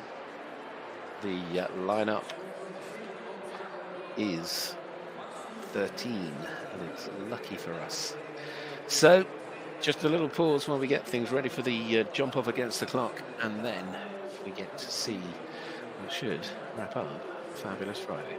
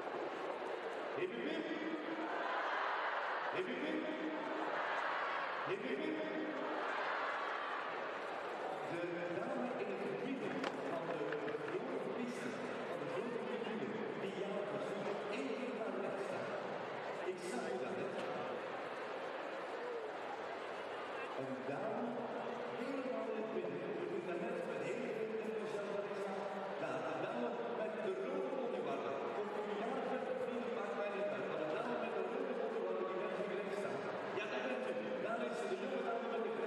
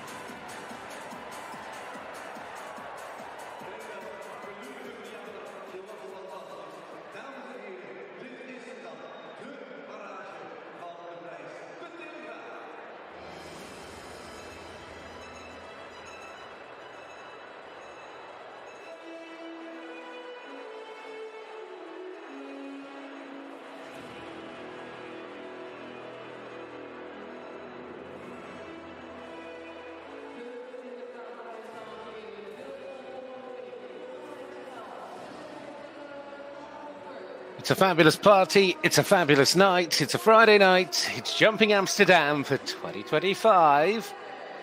And now it's time to go racing against the clock. Fended up with a list of riders and horses that I could have only sort of just about hoped for once we jumped the first 20 or so. I wasn't sure we'd quite get to the 13, and they all...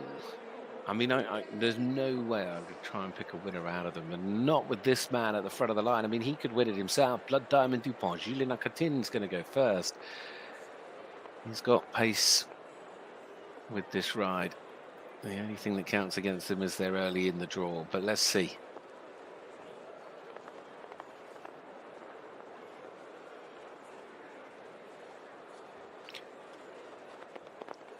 Big jump there. We come back on ourselves.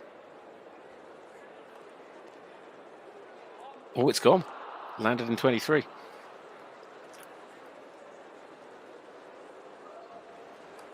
It's a long old run to the finish, isn't it? Gamble, gamble. On this occasion, there's no need to really roll the dice when you've already had a fence. Julien putting the brakes on slightly on that run to the finish. 34.02. Blood Diamond Dupont goes first. France have another co a little bit later in the draw, if I remember correctly, because we have also Simon Deleste. Yes, we certainly do. He comes in slot number 11 of the 13 of them. 2 for France, 2 for the Netherlands, 2 for Germany. 1 piece in there for Sweden. Oh, in fact, there were 3 for the Netherlands, weren't there? Because Michael went clear, but there's definitely just 1 for Austria. World number 8.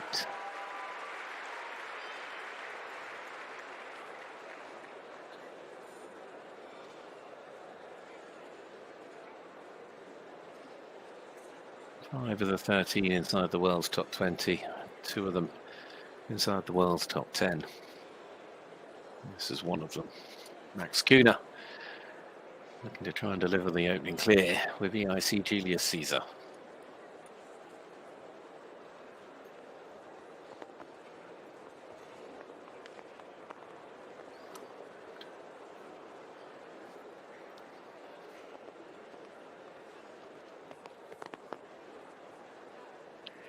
Of course, the split time against a rider with a fence down. For the moment, Max is clear. Landing out of there in 25, he'd still be 2 seconds away.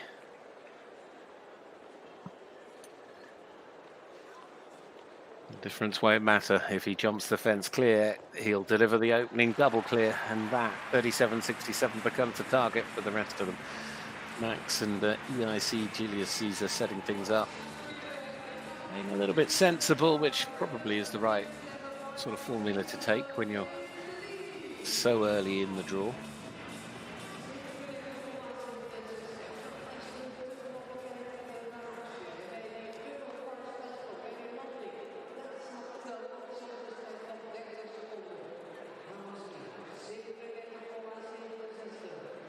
So, next up, the first of the 3 for the Dutch. And he is, as I said at the time, the man of the moment after the win with the amazing highway last week in Leipzig in the World Cup class, highway TNNOP, Willem Greve. And avoided the World Cup circuit, just giving the horses the downtime prior to Christmas until Mechlin. He didn't bring them out, and then suddenly jump off Mechlin, win Leipzig. He's going to hope to pick up a few more points over the next couple of shows and find his way to Basel. But tonight, it's about winning in front of his home crowd.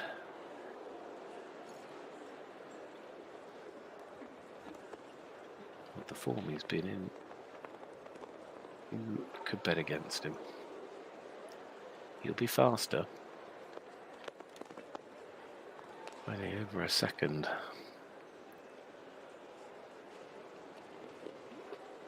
Landing in 24, he's still got that second's advantage. And now the run to the finish, and this is where Highway can make up time.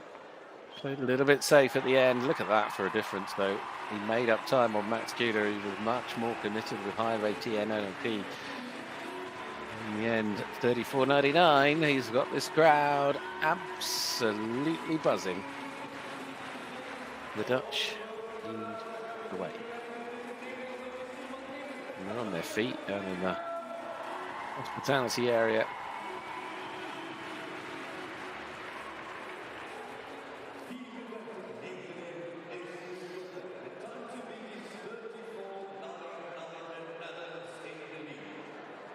Just there, he just had to make a little bit. There is time. I mean, Julian Akatin's time was a second faster, but of course with a fence down. Now it's the turn of the second of the Dutch riders. It's Michael Greve riding Denver, the 10-year-old by Diarado.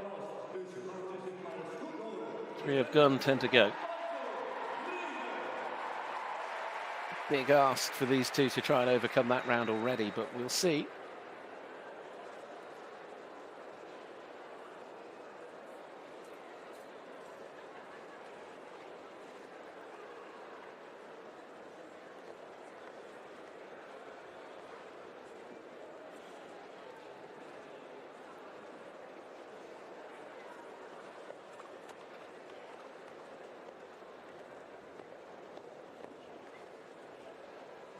$34.99 is the time to beat. Pole has gone.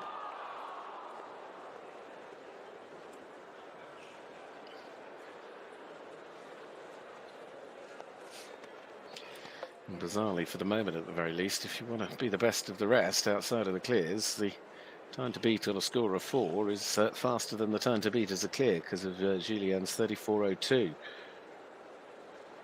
Coming home. And it goes 4 for 4. Michael Greve and Denver. Still one more to go for the Dutch. A little bit later in the draw. For the moment, Highway TNNOP is up the road from the rest of them with Willem Greve. 34.99 has set the early standard, and I would think I'll put enough pressure on the riders to come. They're going to try and chase. It's quite easy to make mistakes. Now I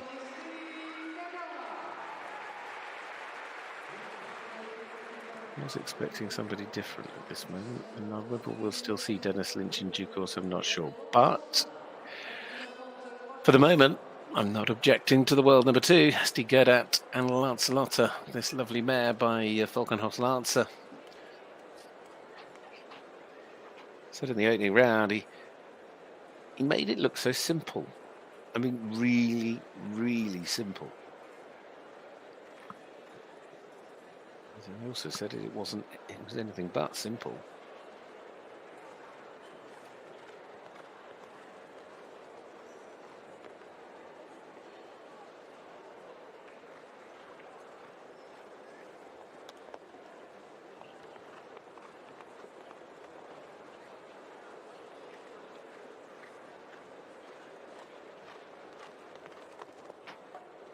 Surely there's not a lot in it, but at the moment the advantage is with Steve.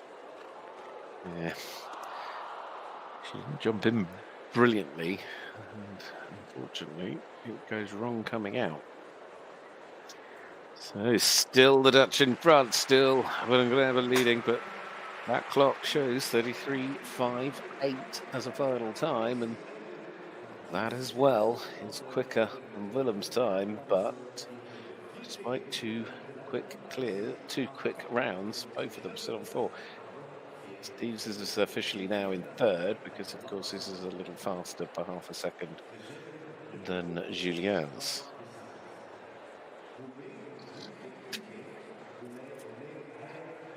Unaware as to confirmation has come through that Dennis Lynch and Vistagrand have withdrawn. I'm smiling from ear to ear when he jumped the clear.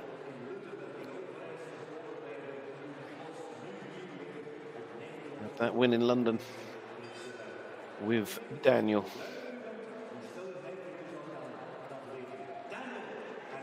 It is Matthew Sampson for Great Britain. Daniel is owned by James Davenport, and of course been ridden so successfully by Angeli Van Essed over the years, and ever since Matt was given the chance. It's just brilliant relationship that the two of them have together. Angeli borrowed him back actually for the Horse of the Year show, finished second in the Grand Prix. Matt's been winning classes all over and moving up and up the rankings. Another big ask tonight though to try and take on. He always really had to work there. He was getting deeper and deeper. It's a massive challenge taking on Willem Grever's time here tonight. He's a little bit down at the moment. Is there anything he can do?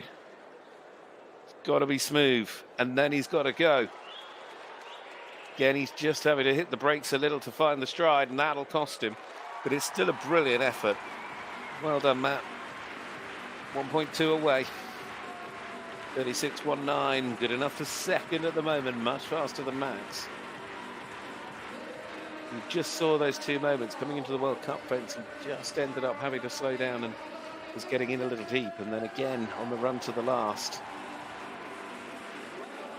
He just found himself having to adjust for the stride.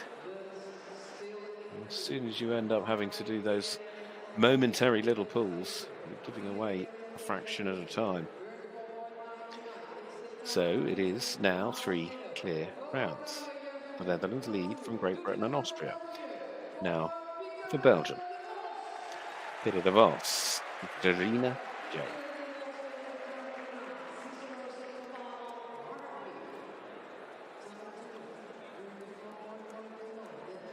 Still trying to beat a clear in 34.99.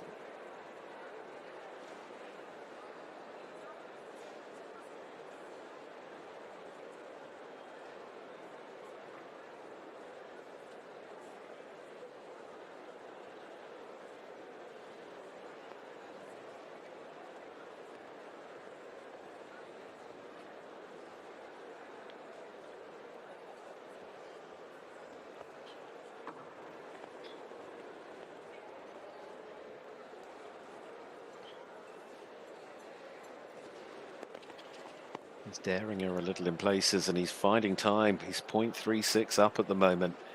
Oh, had it come off, it would have been brilliant. She floats in, and sadly, that's a second down. She's full of heart, and she really tries for Peter. 34.99. I'm laughing because it's the identical, absolutely identical time to Willem Grever. He leads the class, but it's 2 fences down, and that's the difference. So Peter de Vos, not tonight for the chestnut mare, Darina J. 5 to go. 2 of which ride for Germany, and here is the first of them. It is Daniel Deusser, the Stefek Stables, Otello, the Golden Boom, Tobago's Edside Stallion. He's showing a lot of form since the autumn. They had that trip out of Mexico that was so successful.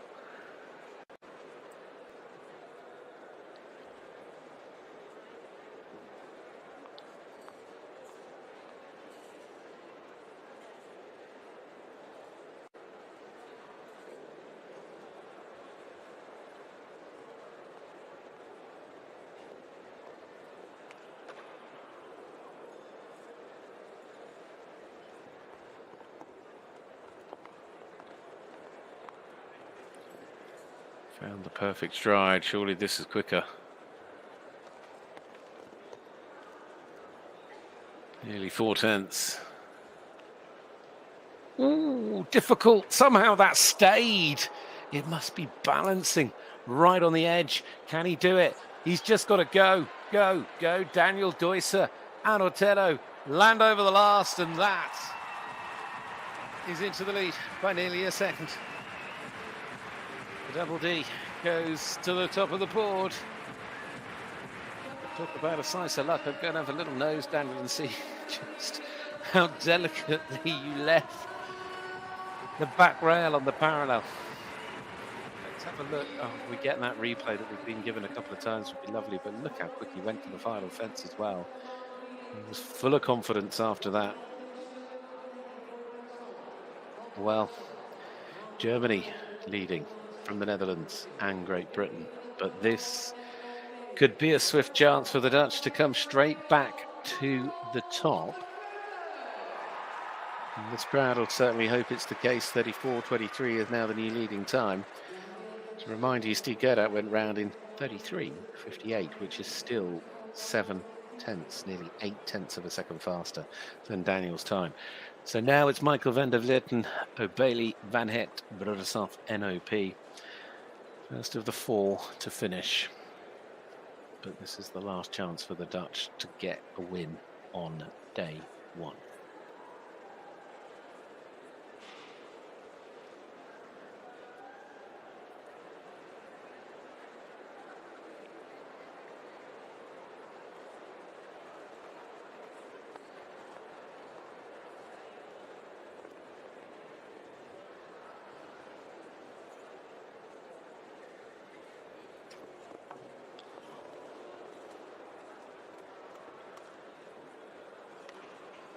I'm going to go as far as to suggest that he's certainly in touch.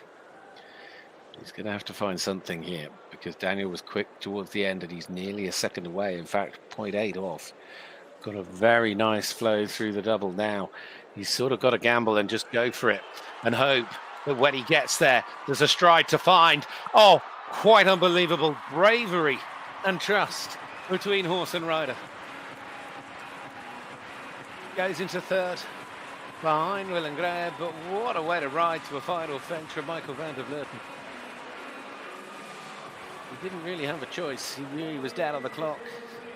He ran all the way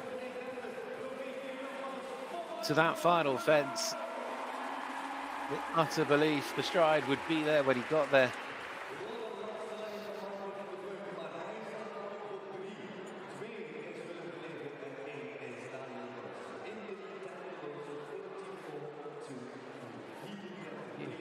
See the last line.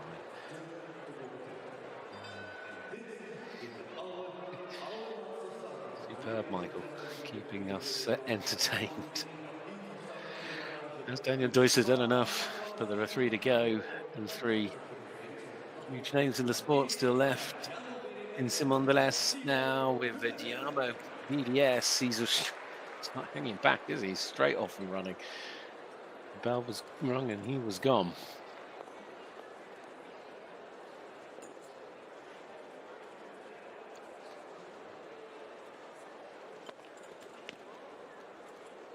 Well, he's closer than Michael was at that moment. Pretty tight. Has Simon got anything here? How brave can he be? All the way to the final fence for France to fly. 2.7 away. This is such a tight competition.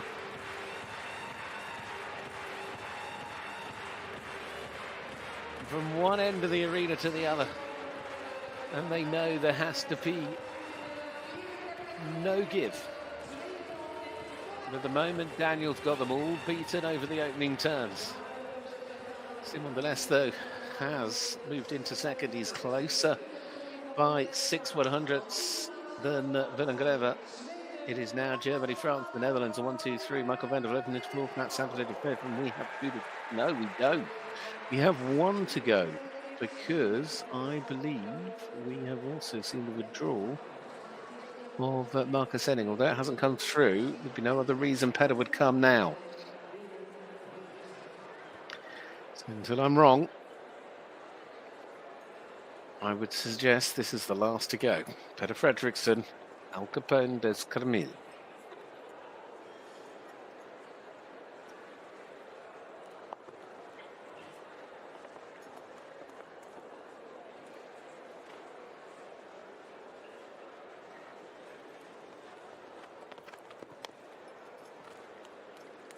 Again, it's those opening turns where Daniel's got them.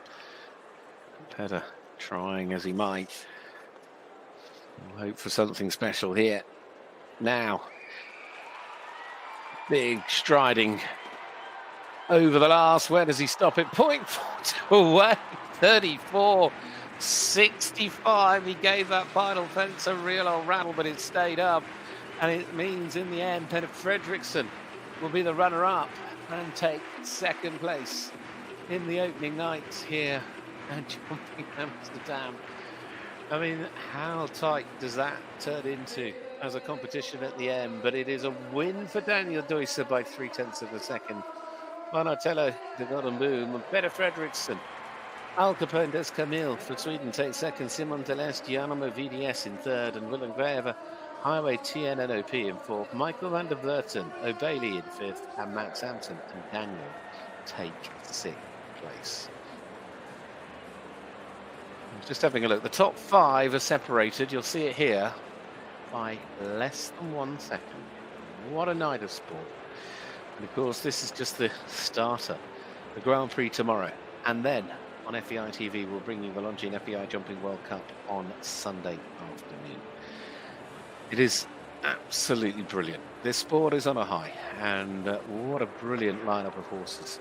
They are the stars of the show. The riders, though, aren't half bad, are they? Let's look forward to plenty more of it. I'm going to leave you with the presentation, and of course, look forward to seeing you here in Amsterdam again tomorrow.